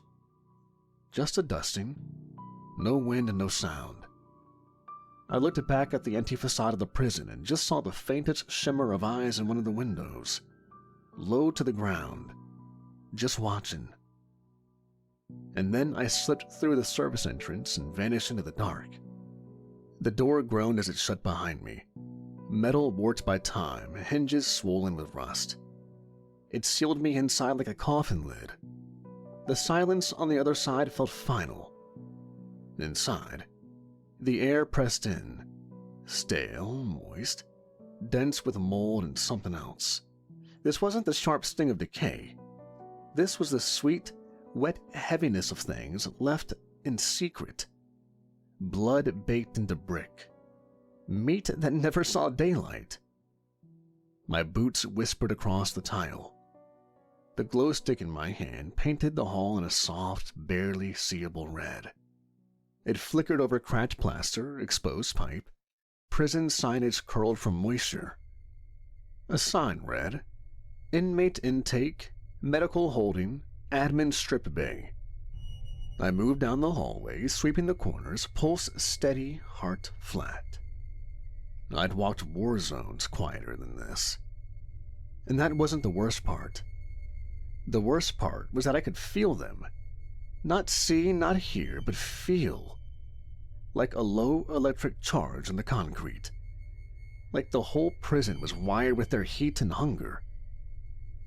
I passed a doorway marked evidence. Inside was just a wrecked office. File drawers overturned. Floor littered with yellow paperwork and half-melted plastic bins. A couple of teeth in the corner. Farther in, I found what was left of the survey team. The room had once been a processing bay. Chain link cage on one side, a desk on the other, built for searching prisoners before entry. Now it looked like a butcher's freezer. Blood soaked the walls and long arterial fans. A crushed flashlight lay under a boot. No foot in it. Just the boot. A shredded jacket with the survey company's logo on the sleeve hung from a steel hook like laundry. There were 6 of them, the report said. I counted 4 torsos. One still had its head. The rest were in pieces. Arm folded under a desk as someone dropped it while running. A foot near a back wall. One of them had been dragged up the chain link fence and left there, impaled on a rebar spike. Bite marks at the ribs, skin gone from the neck. I crouched and scanned. No drag trails out of the room. No movement past the kill zone, which meant this had been fast. Ambush and precision. Ghouls tend to be smart like that. When they're feeding, it's a frenzy, but when they're stalking, they're surgical. I heard a floorboard creak. Not under me. Above. I killed the glow stick and melted back into the shadows, breath shallow. The sound came again. Slow, deliberate footfall on warped old wood. Not pacing, not hunting, but tracking. I held my breath and waited and listened. The boards groaned once more, then fell silent. I counted 5 seconds, then 10, then moved. I crept through a broken partition and down another hallway. This one narrower, tighter, hemmed in by storage lockers and collapsing ceiling tiles. I was halfway through when I felt the rhythm change. I turned. There it was. First one I'd seen clearly all night. It crawled out of the ceiling panel like a spider, slow and deliberate. Long limbs, famine thin, skin gray stretched like tarp over bone. Eyes wide and white, no pupils, glowing faintly in the dark like fungus. Its fingers splayed like claws, each knuckle bending wrong. Mouth parted slowly, teeth needle-sharp, black with old blood. It didn't lunge. It studied me. And behind it I saw more movement. Shapes crawling along the ceiling beams, backs arched, limbs contorted. 3 of them. A pack. They hadn't expected me to spot them this early. I could tell by the hesitation in their posture. They were waiting for me to make the wrong move. I gave them nothing. I stepped back, slow and measured, and pulled at the knife from my thigh sheath and lowered my stance. The first one dropped down like a spring. Fast, silent, a blur of gray and hunger. I met it mid-charge, pivoted on my heel, and drove the blade up through the underside of its jaw. The steel punched through soft palate and brainstem, pinning it to the tile. It let out a wet rattle and jerked twice before going still. The other 2 came immediately, one low, one high. I ducked first, caught its arm, and used its momentum to throw it into the lockers. The second landed on my back, claws raking across the coat. I felt one pierce through and dig into muscle. I rolled backward into the wall hard. The thing shrieked and loosened just enough for me to drive the knife backward into its thigh. It screamed again louder this time. Bad move. That scream would carry. Like a beacon, a signal for the others. I wrenched the knife free and shoved the creature off. The one I'd thrown into the lockers was already climbing back up. Bones snapping into place like dislocated marionette strings. I kicked it in the chest and slammed the sonic grenade into the floor. Didn't pull the pin down, not yet. Just a warning. The ghouls hissed and recoiled. One of them scrambled back into the ceiling, hissing like a wet cat. The other twitched his head, then retreated in the opposite direction, limping. I was breathing hard. My shoulders stung. One scratch across the back of my ribs felt deeper than it should have been, but I was still up and still armed. Still quiet. I crouched beside the one I killed. Brain spiked clean, no twitch, no regeneration. Dead. I checked my surroundings again, then whispered down to it. 1. Then I moved on. The stairwell to the sublevels was a rusted concrete throat. The door creaked open like a moan from something buried too long. Every step downward scraped iron against silence. The deeper I went, the more the cold changed. It wasn't natural anymore. It wasn't winter chill. It was the absence of heat. A pressure drop that sucked warmth out of the marrow. This is where they nested. Old solitary confinement, infirmary overflow, intake storage, sealed off when the prison went dark decades ago. I hit the landing and waited.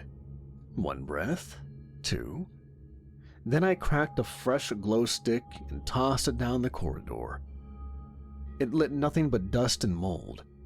The beam disappeared halfway down the hallway, swallowed by a corner that curved hard to the left. I moved. The floor was damp, stone wet with condensation and God knows what else. My boots stuck slightly with every step. The hallway narrowed into a chute with heavy doors on each side, half torn open, rooms gutted, cots, restraints, bloodstains that looked like they'd been scrubbed and stained over and over again. A facility built for cruelty. It had never been clean, and the ghouls had just made it worse. I passed a shattered mirror bolted to the wall. For a split second I caught my reflection. Pale, blood smeared on my collar, eyes too sharp, too cold. Like something halfway between man and revenant. I kept moving.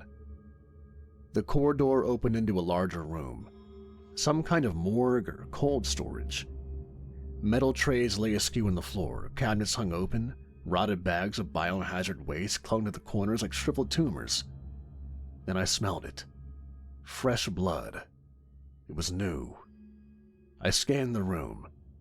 There, a corpse, not fully stripped, still had some color in the skin. And near it, gnaw marks. Fresh. I backed up slow toward the door when something clicked behind me. Metal on tile. I turned just as the first ghoul dropped from the ceiling vent and came at me with both arms outstretched, mouth already open wide enough to crack its jaw. I ducked the swipe and slammed my forearm into its throat, spun behind it, and drove my blade into the base of its skull. It screeched, legs spasming, but it wasn't alone. 3 more crawled out of the side hallway, moving low, pack-formed, eyes burning like coals. They were faster now. No more patience. They knew me. I backed into a defensive position, one boot against the corpse tray for leverage. My heart didn't race. My body wanted this. The blood I drank earlier still hummed in my limbs like a warning siren. They charged. The first one came high, claws flashing. I pivoted and caught it with the heel of my boot straight up to the knee. It buckled sideways and I planted my knife through its temple, ripped it out, and spun with the momentum to catch the second. Too slow. Its claw scored across my side, cut through the coat, the vest, into my skin.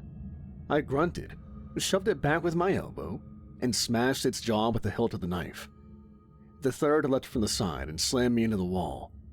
My vision popped black and white. The knife clattered from my hand and skidded across the tiles. It hissed, breath hot and full of stink. Then it bit. Not deep, not through. My coat held, but the pressure cracked ribs. I grabbed its throat, slammed its head back into the wall twice, 3 times until the stone cracked. It let go, dazed, and I found the backup blade on my ankle. I rammed it through its eye. It twitched, then stopped. My side screamed with pain. I could feel blood soaking under the vest. Not fatal, but bad. The coat stuck when I moved. I could feel the wound pulsing with every heartbeat. One ghoul was still alive, crawling, half dead, jaw broken and hanging. I walked over, stepped over its neck, and drove the blade into its spine.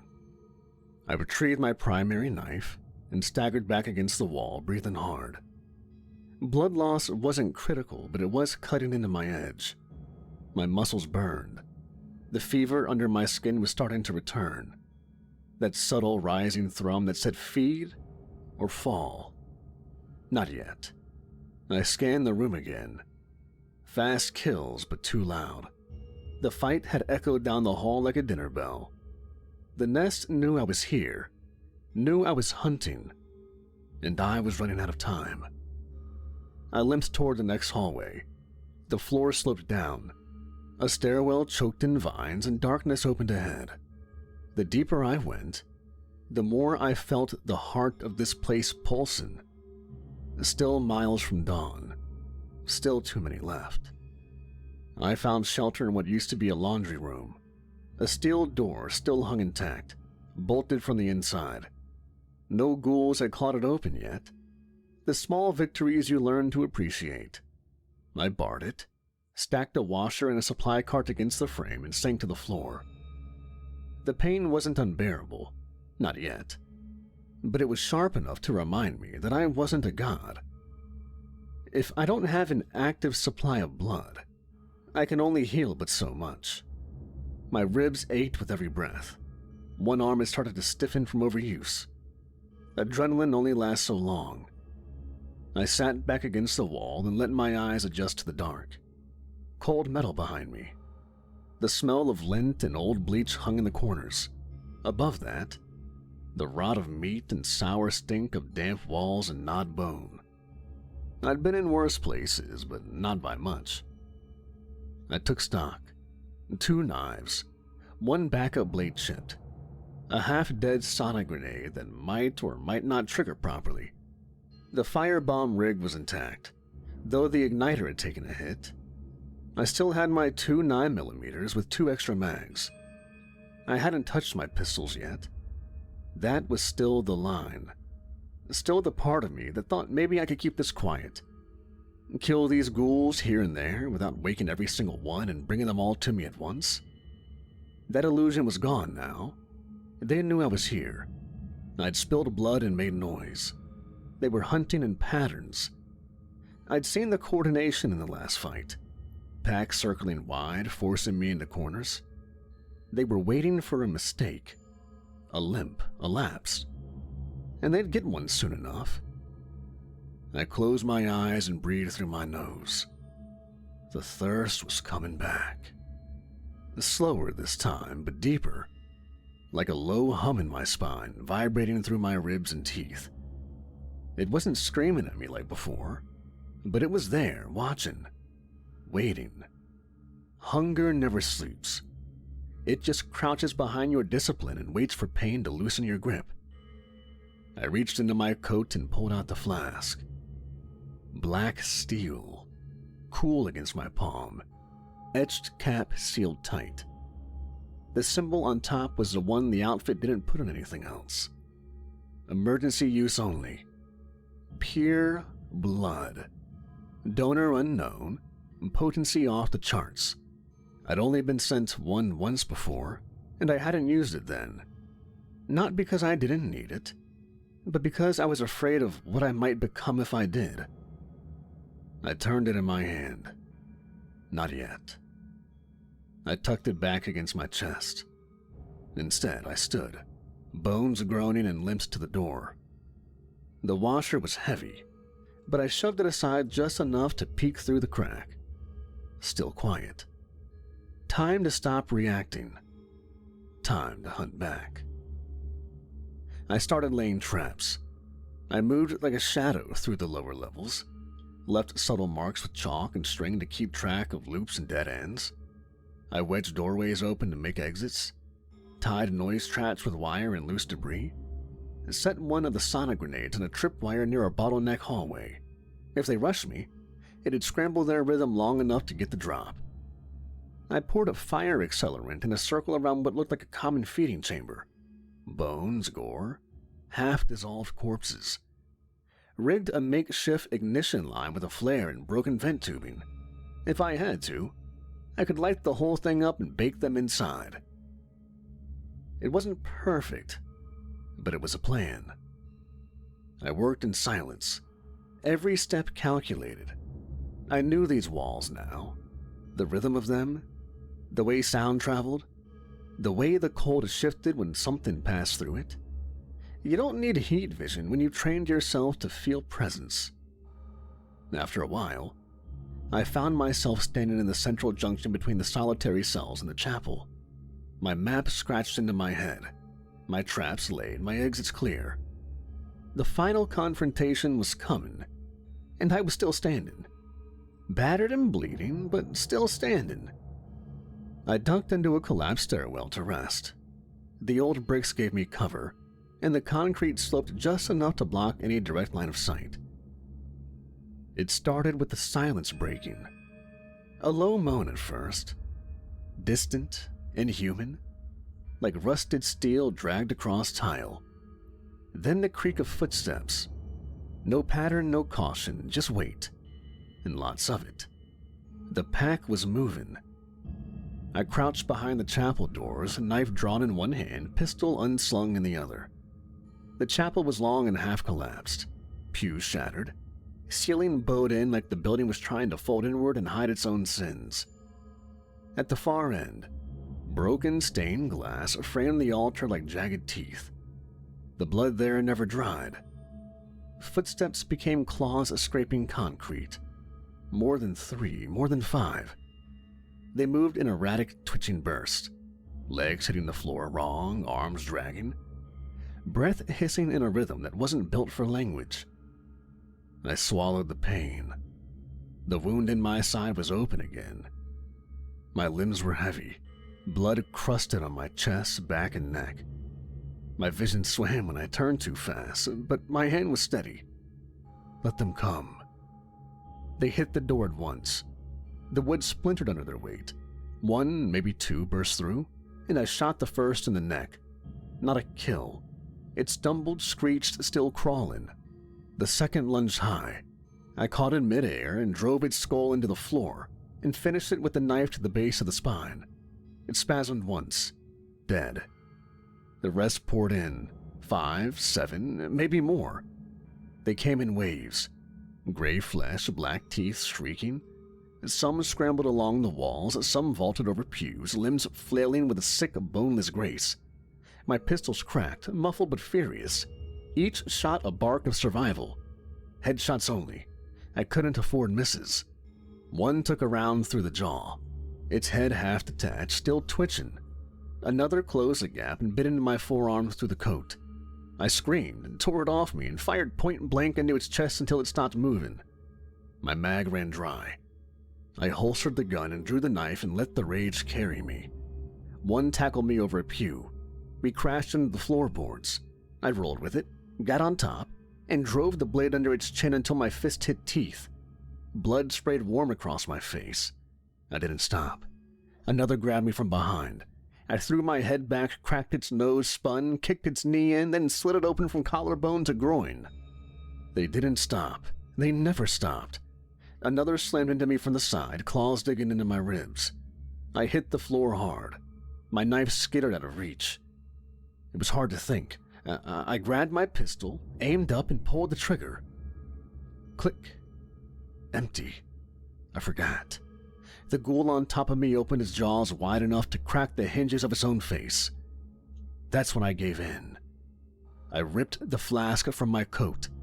My hand shook. I unscrewed the cap and drank. It hit instantly. Not like the blood bags. Not like the old stuff, dead, processed, and thin. This was alive, hot, and electric. It hit my veins like lightning, my nerves like gunfire. I screamed, guttural and raw, as every cell in my body lit up. Pain evaporated. Muscles tightened like coiled steel. The cut in my side closed mid-breath. My ribs stitched themselves back together. The pain vanished. I stood, and I tore the ghoul's throat out with my bare hand. It gurgled, shocked, tried to flee, but I crushed its skull against the wall before it could twitch. The room stank of blood and ozone now. The others paused. They felt it, the shift. I wasn't prey anymore. I was the storm. I charged the closest one and slammed its chest with enough force to crack ribs. It went flying through 2 pews. The next swung at my head. I caught its wrist mid-swing, twisted and broke the bone clean through, and drove its own claw through its skull. One screamed. I ran it down, moving faster than I'd ever moved. I was there in a blur, less than a second across the entire room. I was past human vampire now. I could see the way their limbs loaded weight, how their torsos coiled before lunging. I could hear their tendons flex. I danced between them, carving, smashing, and ripping. Gun in one hand, reloaded with a fresh mag, knife in the other. I picked up a sonic grenade, and pulled the pin, and lobbed it into the horde at the doorway. It shrieked when it went off. High-frequency agony. The ghouls clutched their heads and buckled. I didn't. I charged through the sound. One tried to crawl away. I stomped it flat. Another hissed something like a word. I buried my blade in its mouth and kept walking. 10, maybe 12 dead now. Still more in the walls, still skittering behind me. I kicked open the firebomb chamber door and lured 3 more into the circle and dropped the flare. The room erupted. Heat rushed down the hall in a wave of ash and howling pain. I turned away, felt the fire kiss my coat and walked on, eyes burning. The ghoul that had scratched me earlier, the one that had almost ended me, dropped from a ceiling beam, snarling half-burned. It was desperate now, fast and furious. I let it come. Then I grabbed its throat in midair and slammed it into a beam. Then I broke its neck. When it was over, I stood in the smoke, blood in my mouth, heart thundering, limbs twitching from the rush. My coat was shredded. My face burned. The flask was empty. I could hear every sound in this prison. And there was nothing left moving. The nest was dead. The last bodies twitched in the flames. The silence returned. Real silence this time. Final. My heart still pounding, but the rest of me had already started the descent. That edge I'd been riding, that manic electric high from the flask? It was beginning to fray. The ghouls were dead. Every last one. Ash hung in the air, thick as breath. The chapel smoldered behind me, beams crackling as they collapsed in on themselves.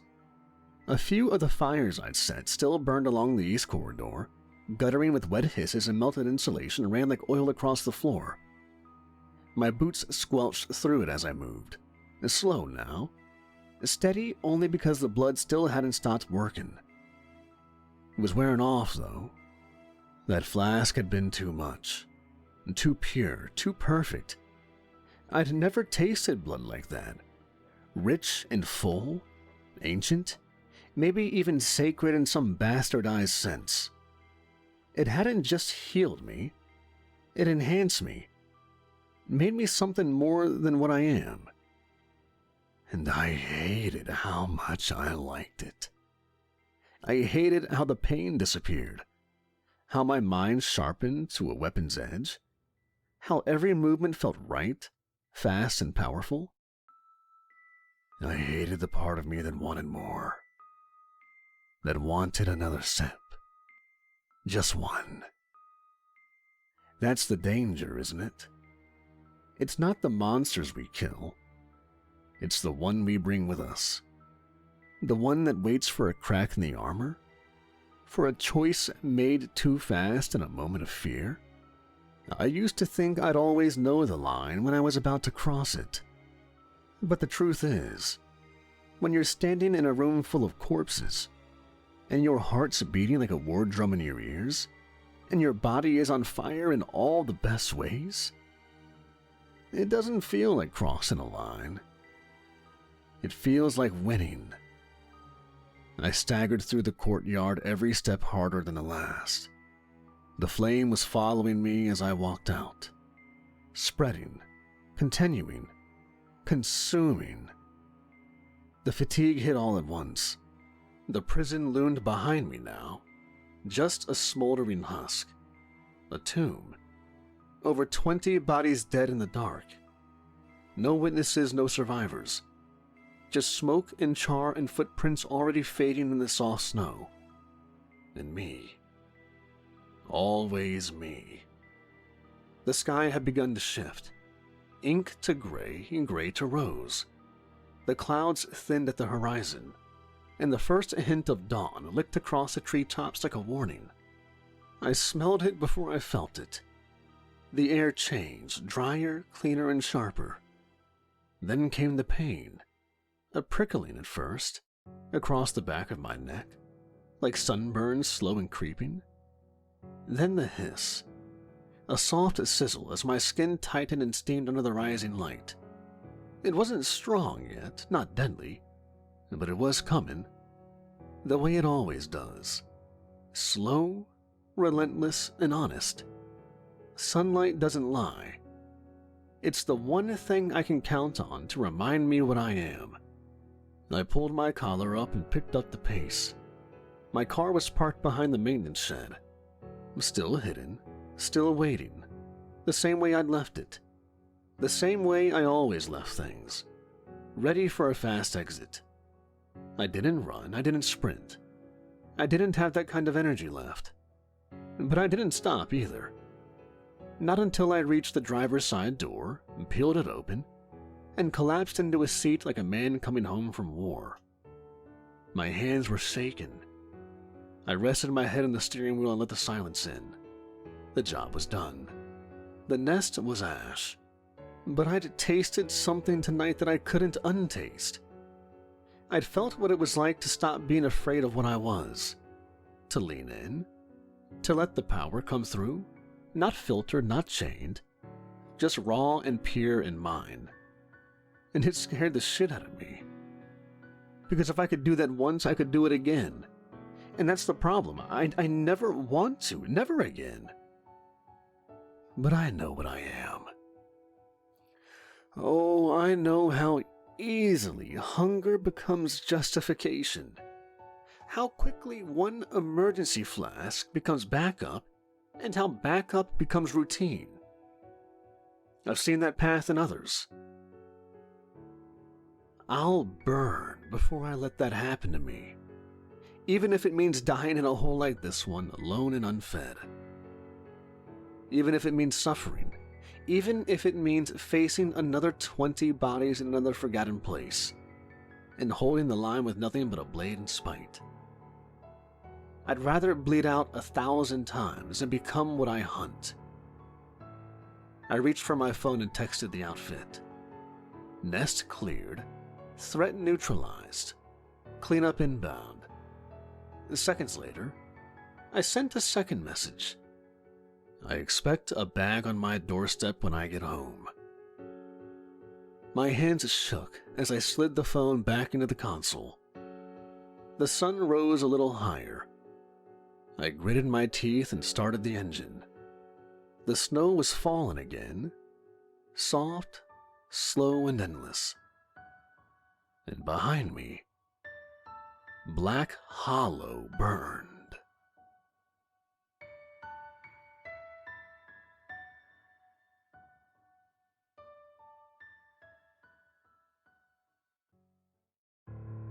"11 a.m.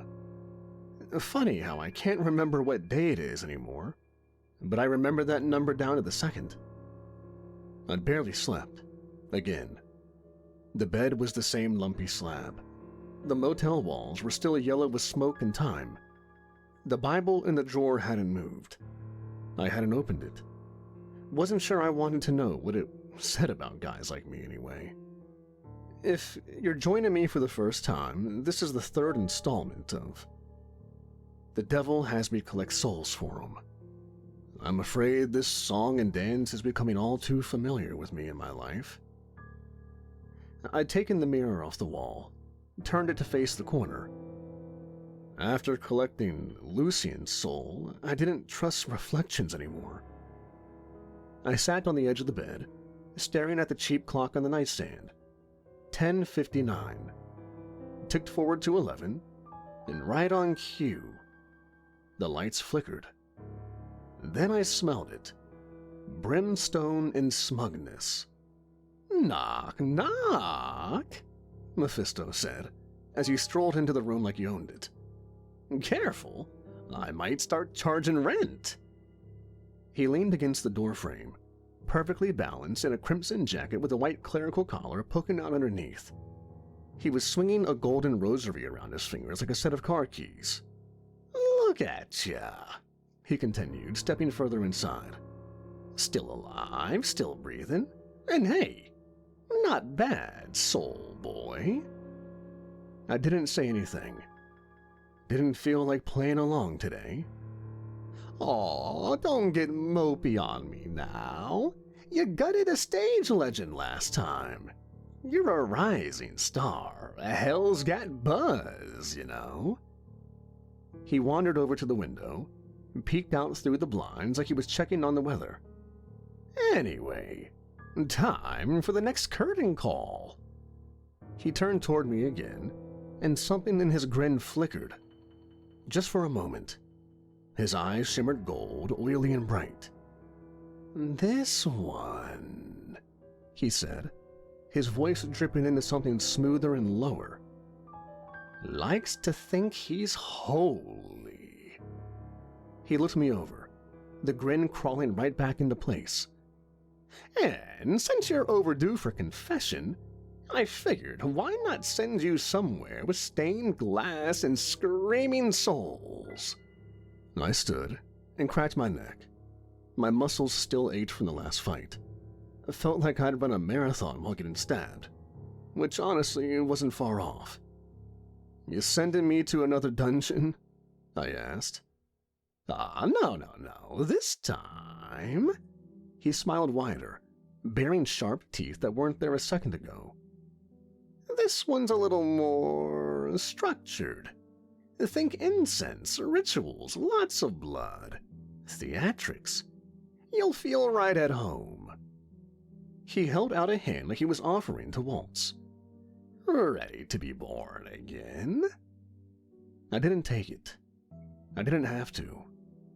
The moment I blinked, the room folded inward. The scent of mildew and detergent peeled away, replaced by something ancient and burning. And then hell swallowed me whole. When I opened my eyes, the sky above me wasn't red or black. It was nothing. Just void. A smear of non-color that didn't move or swim or glow. It simply existed in the way rot exists in bone. The ground beneath me was not stone or sand, but some pulsing, muscular surface, almost organic, with pores that wept clear fluid and twitched under my weight as if trying to reject me. Hell.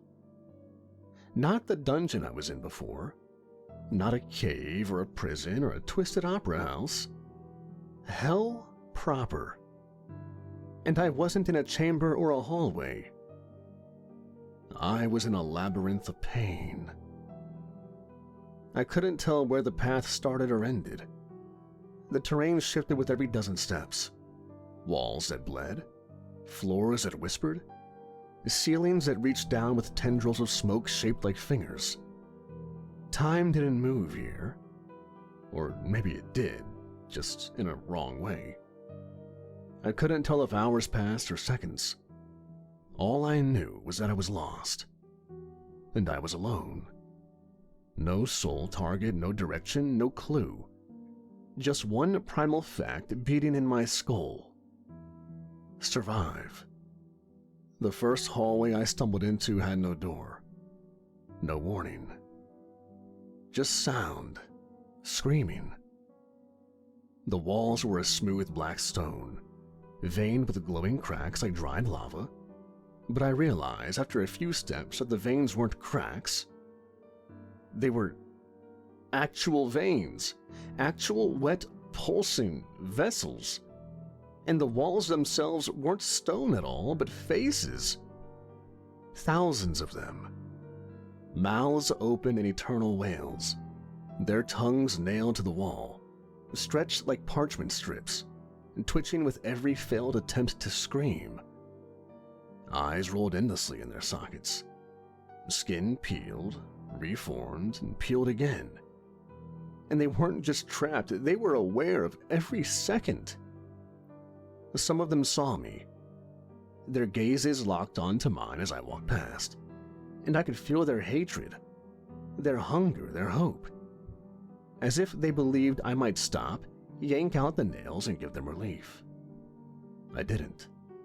I couldn't. I kept walking, faster now, boots slapping against the floor, slick with what I hoped was water. At the end of that hallway, the air got colder, then sharper. Every breath started to sting. I emerged into what looked like an empty courtyard made of glass, only it wasn't smooth. The floor was a shattered mosaic of mirror shards, jagged and filthy, crusted in black ichor and bits of flesh, and across it, Dozens, maybe hundreds of naked souls crawled like insects. They were bleeding from everywhere. Palms, chests, faces, knees. Every inch of skin sliced and torn from crawling across the razor ground. And yet they moved, slowly, in agony and wailing. I didn't step in. One of them looked up at me, face covered in gashes, eyes lidless and dry. He opened his mouth, and something like dust poured out. Then, wordlessly, he went back to crawling. The glass glinted under the bloody twilight. I could see glimpses of my reflection in every shard, and in every one, I looked a little more like them. I turned and left that place as fast as I could. But hell doesn't let you escape. It just changes the scenery. The next room wasn't a room, but instead it was a maw. I didn't realize I'd entered it until I was already inside. The walls were flesh, wet, twitching muscle that groaned when I touched it. The floor was a soft, sticky mass and flexed like a tongue. Parts of the ceiling were teeth. Not decorative, not metaphorical. Actual gnashing teeth. Massive rows of them grinding against each other with a rhythm that matched my heartbeat. The air smelled like bile and copper. My stomach turned and I nearly retched. In the center of the maw was a pit. A vertical shaft of slick muscle and wet cartilage. And hanging inside were souls. Dozens of them, suspended by tendons wrapped around their torsos. Their arms flailing just above the tooth-lined walls. And those walls bit slowly, closing inward one row at a time, crushing each soul with each turn of the unseen mechanism. I heard one scream only once before being split in half like wet wood. Blood sprayed upward in an arc and never hit the ground. The mouth drank it.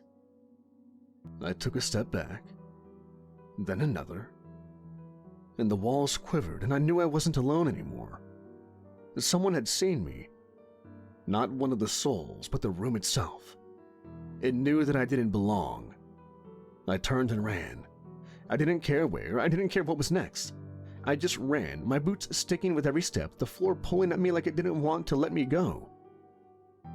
The hallway beyond the mouth narrowed into a passage of ribs. Art like a cathedral ceiling, each one made of bone the size of telephone poles. The space between the ribs flickered with firelight, but there were no torches, just open flames rising from mouths in the walls, whispering things I couldn't understand. One of them called my name, but I didn't stop.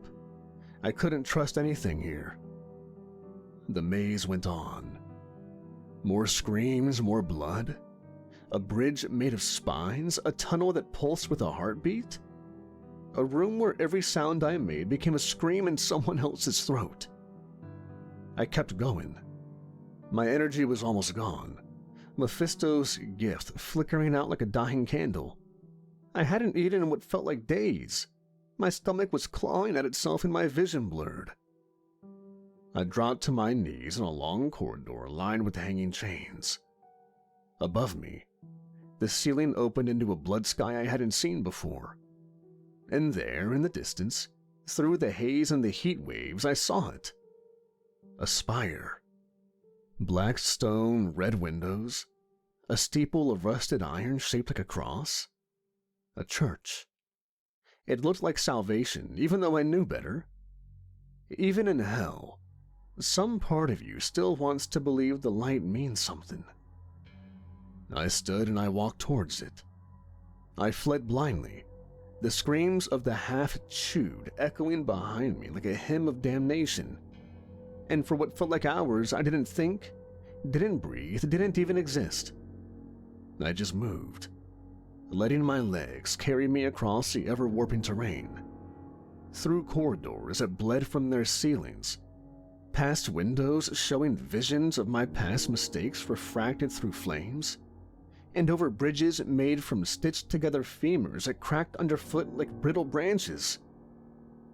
Every breath I took felt heavier than the last, as if hell itself was pressing in around my lungs, wrapping invisible fingers around my ribs, squeezing gently but with intent.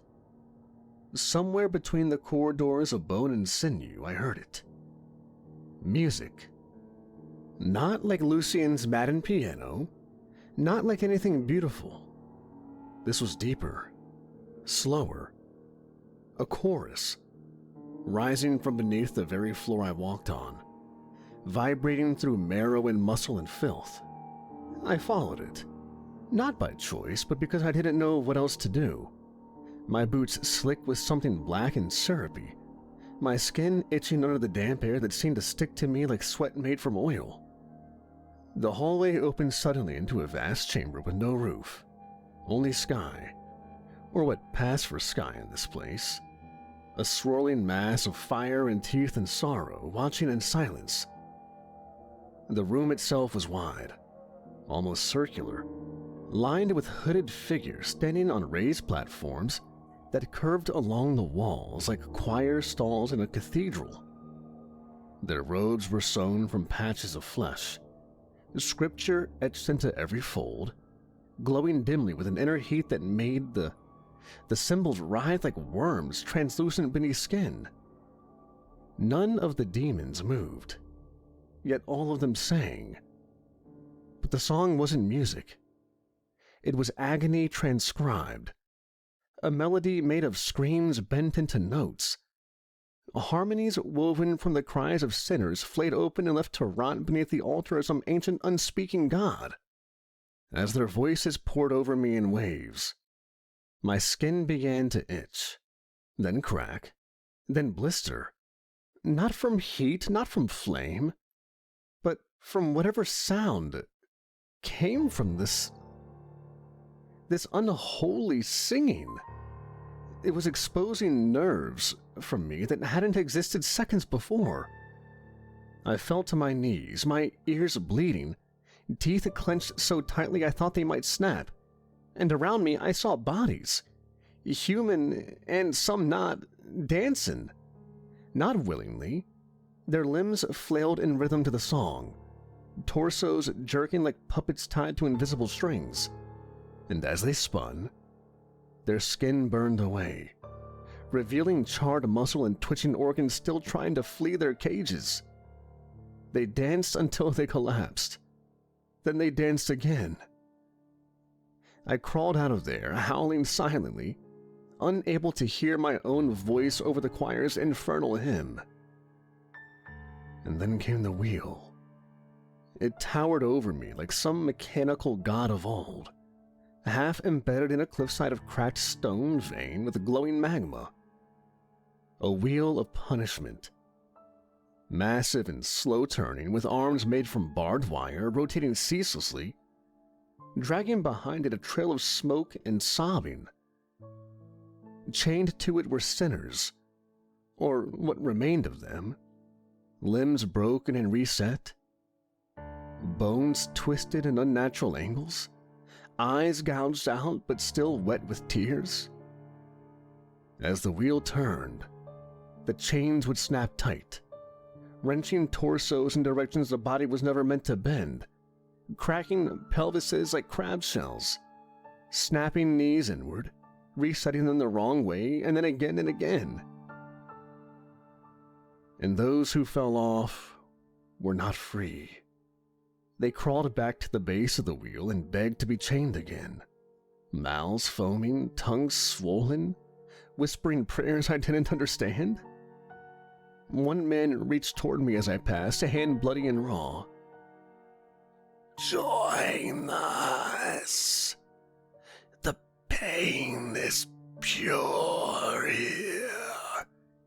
It's all that's left," he croaked, his voice like rust scraping across metal. I said nothing. I didn't have the strength. I kept walking, Through it all, time blurred like melting wax. A hunger gnawed on my insides, not as pain anymore, but as a cold emptiness that felt almost philosophical. Like my very existence was growing thin around the edges. My arms felt heavier, my feet dragging through a mire that didn't exist, the air thick with spiritual rot. I looked down once and realized I'd been bleeding from a gash in my thigh I didn't remember getting. I had all kinds of wounds on me now after that demonic choir. The demonic power Mephisto had given me after Lucian's fight was almost entirely burned out, like an ember trying to survive in the wind. He didn't give me a recharge, and I don't know why. Which wasn't entirely a bad thing. I mean, with the more demonic power that I got from him, the less human I felt. Hell, I barely feel human every time I set foot in this wretched pit of despair and sin. My skin was cracked in places, my fingers numb, and every time I blinked I saw images of my family. Not happy memories. What I'd left behind, and what I might become if I failed. Jessica's face warped into porcelain, when my wife's mouth was sewn shut. Again I kept walking. I don't know how long it took, or if it was a trick or mercy, or the beginning of something worse. But eventually I saw it. At the end of a long slope lined with crucified souls, backs arched, mouths open in an eternal scream, there rose a structure unlike the rest of this rotting hellscape. A massive church. Its spire was crooked, leaning toward the sky like a man trying to stand despite a shattered spine. Its stones were black but shimmered like obsidian, veins of red pulsing gently along its walls, giving off a soft, unnatural glow that pulsed in time with some heartbeat buried deep within. Stained glass windows glowed, but not with light. They pulsed like living things, flickering faintly, casting beams of red and gold and sickly green onto the ground in twisted mockeries of saints and martyrs. Above the door, a crucifix hung, made not of wood, but of fused bone and rusted blades, the fire hanging from it twitching ever so slightly, eyes blinking slowly in a skull that was still halfway alive. The gates were open, and something inside was waiting. I took one more step forward, toward the place that should have felt sacred, toward the church that reeked of blood and forgiveness. I knew that this was the soul Mephisto had promised that I would have to take. I could feel it inside me. The church loomed ahead like a wound on the landscape.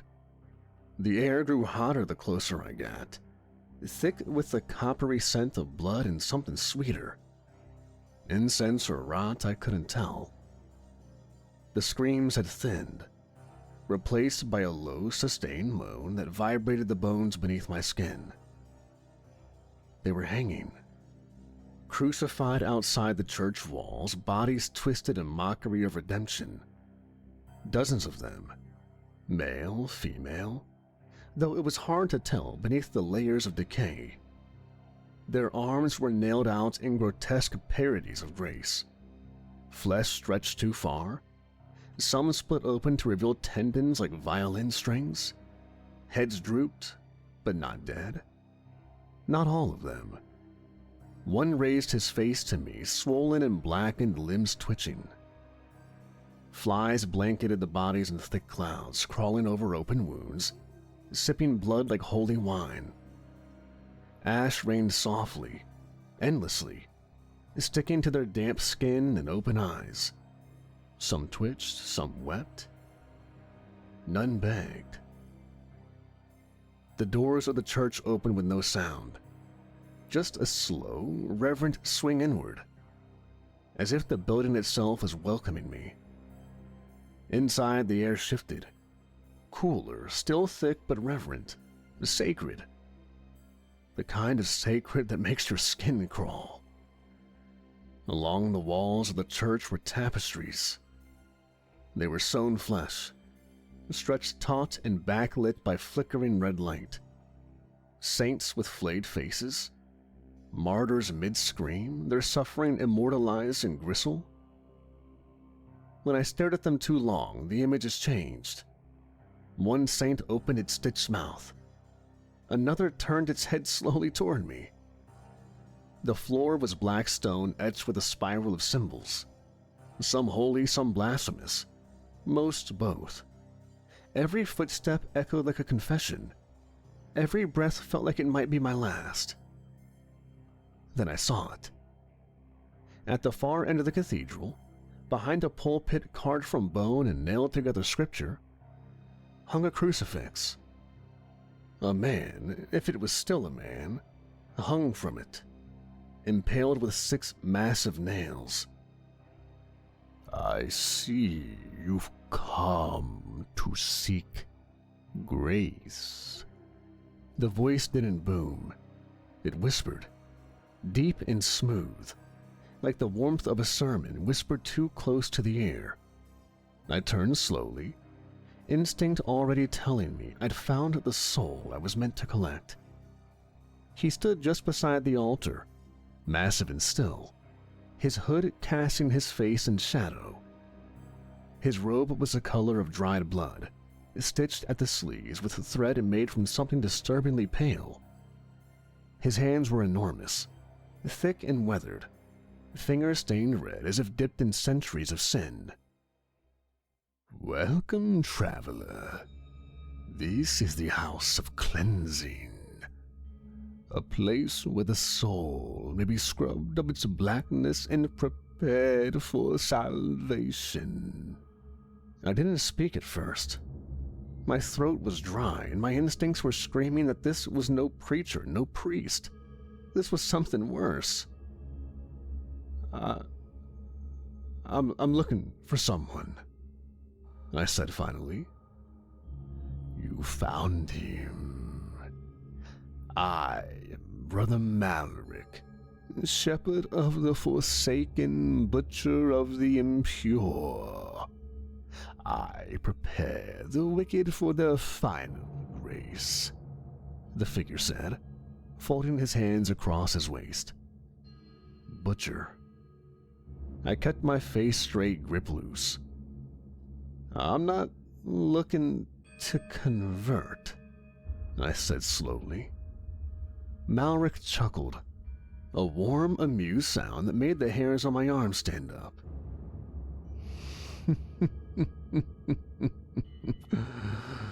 "Oh, you misunderstand. There is no conversion here, no judgment.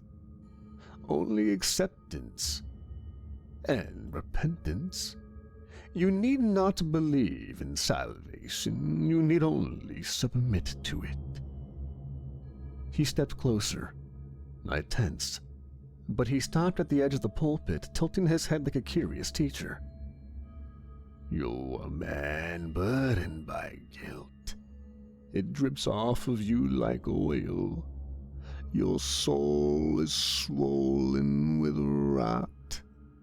But it's not too late. Not yet." "I'm not here for salvation. I'm here for confession." "Of course," he interrupted gently. "All who wander into this place begin with denial. It is the first step." His hand gestured to a nearby pew. The wood looked like petrified bone. I didn't sit. "I'm not here to be saved." "No," he said, his tone suddenly heavier. "You are here to be cleansed." He stepped down from the pulpit now, slow and solemn, towering over me. He didn't raise his voice. He didn't need to.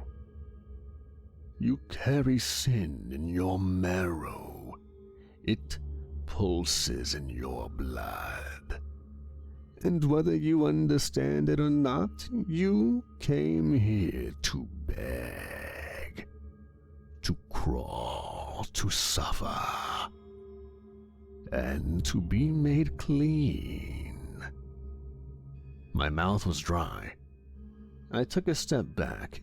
He didn't follow. I'm not interested in your rituals. I'm just passing through. There is no passing through hell. Only those who are burned and those who are consumed. I was sent by someone. A higher authority, I lied. Ah. Malric smiled behind the hood. I could feel it. The liar emerges. A false prophet, then, sent to deceive me, to test me. It's always the same. I'm not a prophet. No, you're a patient. He raised one massive hand and pointed to the far corner of the cathedral. I hadn't noticed it before. A basin, carved from blackened stone, filled with something thick and rippling. It smoked slightly. Above it, a dozen nailed figures hung upside down, their faces contorted in silent screams, tears streaming from their eyes into the basin below. Yes, you wish to walk out of here with strength. I will grant it. I am not without mercy. Drink. Cleanse yourself. And then we will begin the ritual. What ritual? The one that saves your soul. I didn't move. He waited. Drink. Face yourself or perish as you are. Something in me gave in. I mean, I didn't have a weapon, and I was beaten and battered to hell on my journey here. I approached the basin. The liquid inside looked like ink, but thicker. Dark red and black twisted together in lazy coils. It smelled like blood, like sweat, like dying. I dipped my fingers into it. It burned, but not my skin. My memory. Suddenly, I was there again, in the driver's seat, headlights swinging wild, the bottle clinking on the floor, the sound of screaming metal and the thud of impact, a man's body tumbling over the hood, the sound of my wife crying in the hospital waiting room. I gasped and stumbled back, but I hadn't even taken a sip. Behind me, Malric's voice echoed gently. Drink, sinner. Let it in. I leaned down, took one gulp. The pain was immediate. Images slammed into me like nails through the skull. Lying in the meeting room, throwing someone under the bus, watching them escorted out, knowing I should have been the one fired. Weeks later, reading about his eviction, his kid hospitalized, the GoFundMe someone sent me still unread in my inbox. Another sip. My brother. The fight, the betrayal. The words I said, words meant to destroy. Meant to hurt. I collapsed beside the basin, vomiting bile, shaking uncontrollably. Tears streamed down my face. Not because of guilt, not even grief. Just pain. I felt the pain that all of my sins caused everyone else in life. It hurt to feel it all again. And hell didn't let you forget anything. But my limbs were getting stronger, my skin tightened. My thigh no longer throbbed, my hearing cleared, and the ringing was gone. The drink and the pain had healed me. I stood slowly. Malric watched in silence. "I've done what you asked." "No, you've prepared." Then he lifted a massive blood-stained bell from beside the pulpit and rang it once. The sound echoed like thunder, and from the shadows, hooded zealots emerged, dozens of them, silent and waiting. "You will not leave this place. Not yet." And then they seized me. They didn't speak. Not when they grabbed me. Not when they dragged me through the blood-streaked nave. Their robes were stitched shut across their mouths, bound with wire.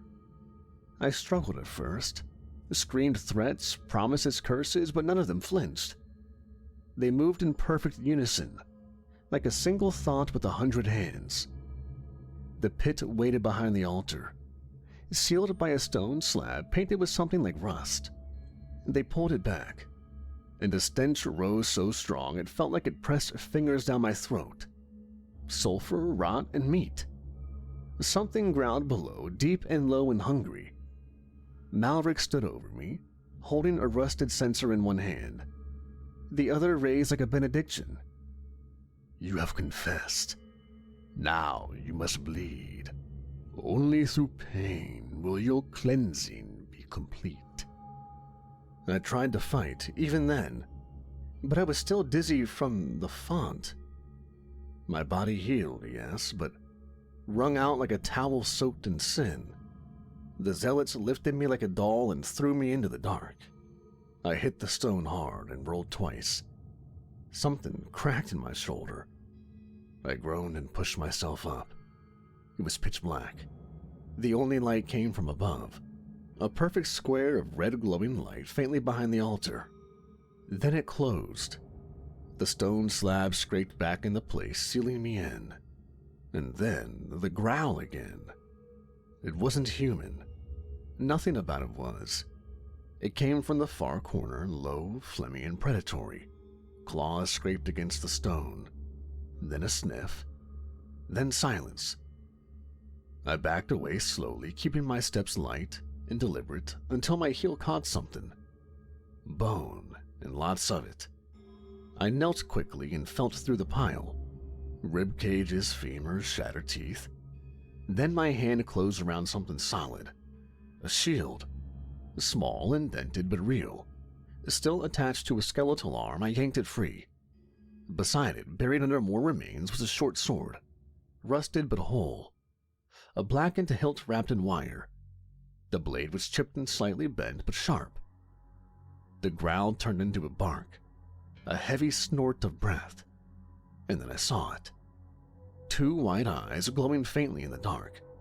A set of fangs gleaming like wet glass. The hellhound stepped into the light. Skeletal but swollen. Black tendons pulsing between its ribs. Its jaw too long for its skull. It charged. I raised the shield just as it collided with me, the impact nearly knocking me flat. Its claws tore into the metal, peeling it back like paper. I slammed the hilt of the sword into its snout once, twice, and rolled free before it could bite. It lunged again. I ducked, slashed upward, and tore through the membrane beneath its jaw. Black blood sprayed, hissing on the stone like acid. It yelped but didn't back off. We circled each other. My legs shook. My shield arm was going numb. But I wasn't gonna die here. I wasn't gonna give up. It charged again, jaw open, going for the throat. I waited, then stepped aside and plunged the sword through its side, driving it between the ribs until it hit the spine. The hound screamed, a hollow, vibrating sound, and fell. It twitched once, then stopped. I stood over it, panting. Blood ran down my arm, but I didn't care. That's when I heard the scrape. Another slab sliding open. A new figure dropped down, heavy and thicker. Not animal, but a demon. It stood 8 feet tall, all sinew and veins, its flesh peeling in ribbons that floated as it walked. Its mouth hung open, ringed in teeth that moved independently like sea anemone. Its arms were lined with bone hooks, clinking softly as it moved. It looked at me like a teacher might look at a misbehaving child. I raised my sword. This fight was different. No room to dodge. The demon came in swinging, a hook fist whistling past my ear. I blocked the second with my shield and felt something snap in my arm. The impact hurled me across the chamber straight into the pile of bones. I screamed, rolled, and blood filled my mouth. The demon followed, slow and methodical. No rush. It had done this 1,000 times. I stood barely and circled left. It reached for me. I ducked and slashed at its knee. It stumbled just enough. I lunged for the exposed gut and drove the sword in deep, twisting as it roared. It clawed me across the back. I felt my skin tear, but I kept twisting that sword. The demon slammed its elbow into my temple. Blackness. But just for a moment, I came to gasping on my knees. The demon was bleeding, thick purple gouts spilling from its torso. It was limping now, and it was furious. I still had the sword. It charged. I dropped my shield and used both hands. At the last second, I sidestepped and brought the sword up, dragging the blade across its neck. A geyser of blood erupted. The demon staggered, clutching its throat, and fell. This time I didn't wait. I picked up the shield and drove its edge into the demon's skull until it stopped moving. I was bleeding, broken, but alive. I looked up. The stone slab opened with a hiss of blood-warmed air, and I climbed out of the pit on trembling arms, dragging my battered body up into the sanctuary once more. Every limb screamed. Every breath was a blade, but I was alive. And the bastard who put me here was still waiting. The church was silent now. The hooded zealots were gone. Only Malric remained, standing beneath the crucifix, hands folded like a priest before a wedding. He smiled gently when he saw me. You endured. You bled. You crawled through the mouth of hell itself and came back breathing. That's strength, child. I gripped my sword tighter. You threw me in a hole and tried to have me torn apart by monsters. And you survived, he said, taking a step down from the pulpit. Which means the ritual worked. You're ready now. For what? Your blade? Your sermon? One last bloodletting to round things out? Malric raised both arms in solid reverence. For salvation. I stepped forward, limping but unafraid. The sword in my hand felt heavier now. Malric wasn't just another monster. He was a man who had become one for the sake of a twisted ideal. I'm not confessing again, I said. You will, he replied, voice low and certain. Before the end, you will scream your sins. All of them. And when you do, I will be ready to receive them.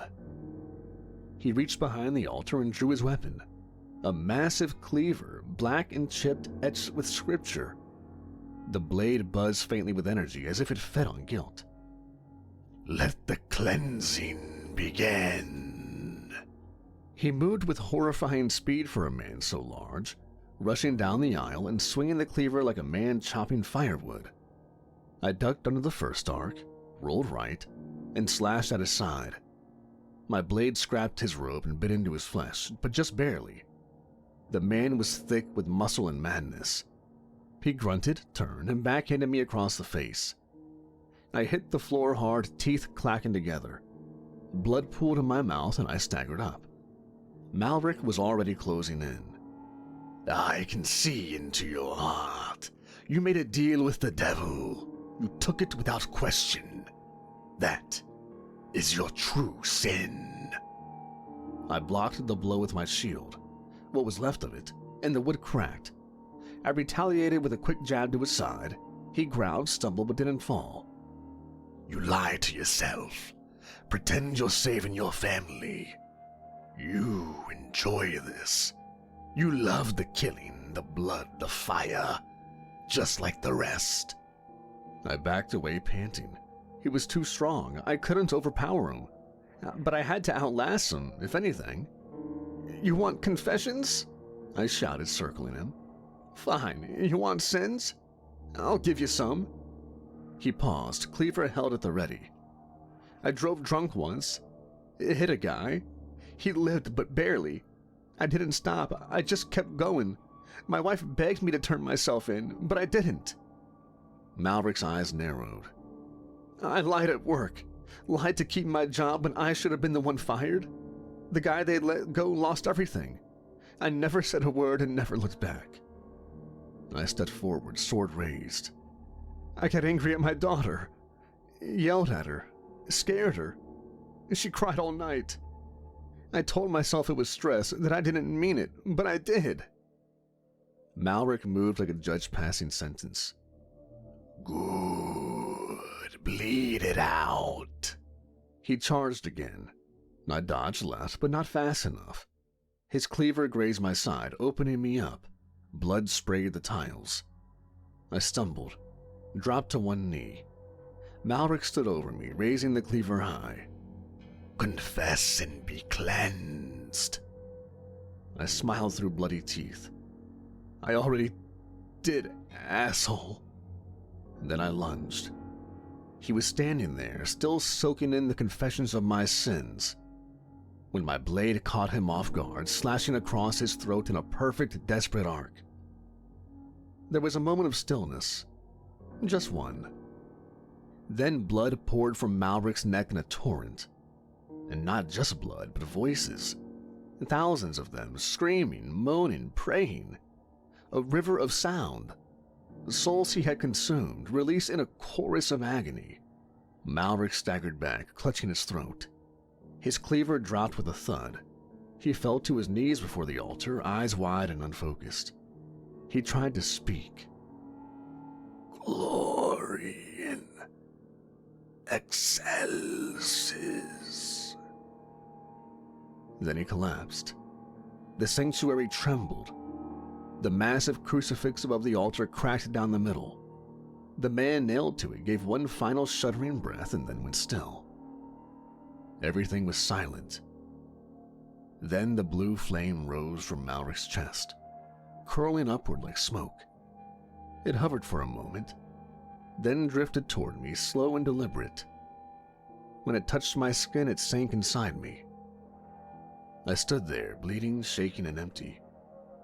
And then, like clockwork, I felt the air shift. The red haze brightened. The blood in the walls began to bubble. The walls groaned like they were exhaling, and Mephisto stepped through the church doors. The church had gone still. So still it felt like even the ash in the air forgot how to fall. Malric's body lay crumpled before the altar, his blood soaking the tiles in slow, deliberate, spreading halos. Mephisto's robes were different this time. A priest's cassock, long and black, dusted in ash and embroidered with dozens of laughing demon faces. A white stole hung over his shoulders, ends trimmed in gold, each side stitched with small crimson letters that read, "In sin, truth." He clapped once, slowly, then twice. "Well," he said, arms wide, "if that doesn't bring a tear to your eye and a heretic to his knees, I don't know what will." He stepped past Malric's corpse and walked to me. I put out my arm and he put out his.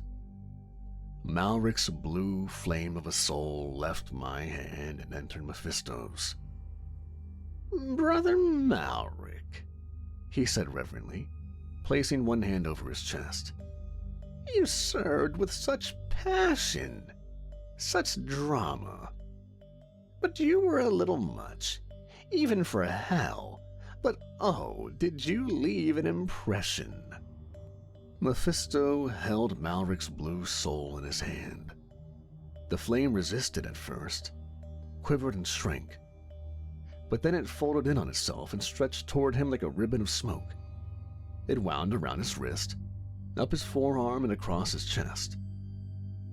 Mephisto's eyes rolled back briefly. His grin went still, and he breathed it in. The flame poured into his mouth like a reverse exhale.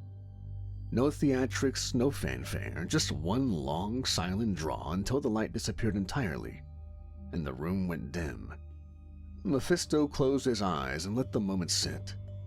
Then he smacked his lips like he'd just finished a particularly good glass of wine. Pious and bitter. A little nutty on the end. Excellent vintage. He turned to me, arms open. And you, my champion. 3 for 3. You're really starting to hit your stride. Took a couple of knocks on the way up, sure. But I'd say this one was your most spiritually fulfilling hunt yet. I didn't answer. I just stared. My sword hung loose in my grip. My whole body felt like it had been carved hollow and stitched back together. He tilted his head. No appreciation for poetry? Ah, well, can't please every audience. He glanced at an invisible watch. You've got another 24 hours. Earth time, of course, not hell time. God knows even I can't keep track of that. He reached out to me and touched me on the forehead. My wounds healed in an instant. He turned to leave, then paused at the doorway. Right. No sermon for the next one. Let's just say it's gonna be a bit more visceral. I'll give you the details later. And just like that, he was gone. No smoke, no flash, no fading shimmer. Just gone. And then the temperature dropped. For half a second, the blood on the floor froze solid. My breath fogged, my lungs locked up, and the ground split open beneath my feet. A column of fire, slick and writhing like it had veins, surged up from the stone and swallowed me whole. It didn't burn, it consumed, like falling through a throat lined with flame. My vision went red. I could feel myself unraveling at the edges. Consciousness stretched across dimensions like thread on a rack. And then I landed, hard, on something warm, rough, and real. Hot gravel scraped my elbows. My ears rang. When I opened my eyes, the sky above was blue, not crimson. Clouds drifted lazily past the midday sun. I was back. The motel. Same cracked sign overhead. Same flickering vacancy light buzzing like a dying insect. A wind passed through the empty lot, rustling a torn newspaper across the gravel. I lay there for a moment, blinking up at the sky. My body was whole, clothes intact. No sword, no blood. No cleaver-wielding zealot trying to baptize me in my own entrails. Just silence. Then a smooth voice, smug and entirely too close to my ear. Tick-tock, champ. 24 hours. Rest up. You're gonna need it. A chill ran through me. The whisper was already fading, but the echo of it scraped along the back of my brain like a nail. I sat up slowly. Same motel, same parking lot. Same air that smelled like cigarettes and hot pavement. Only difference now? I had collected 3 souls into a deal that I still didn't understand. And the clock was ticking.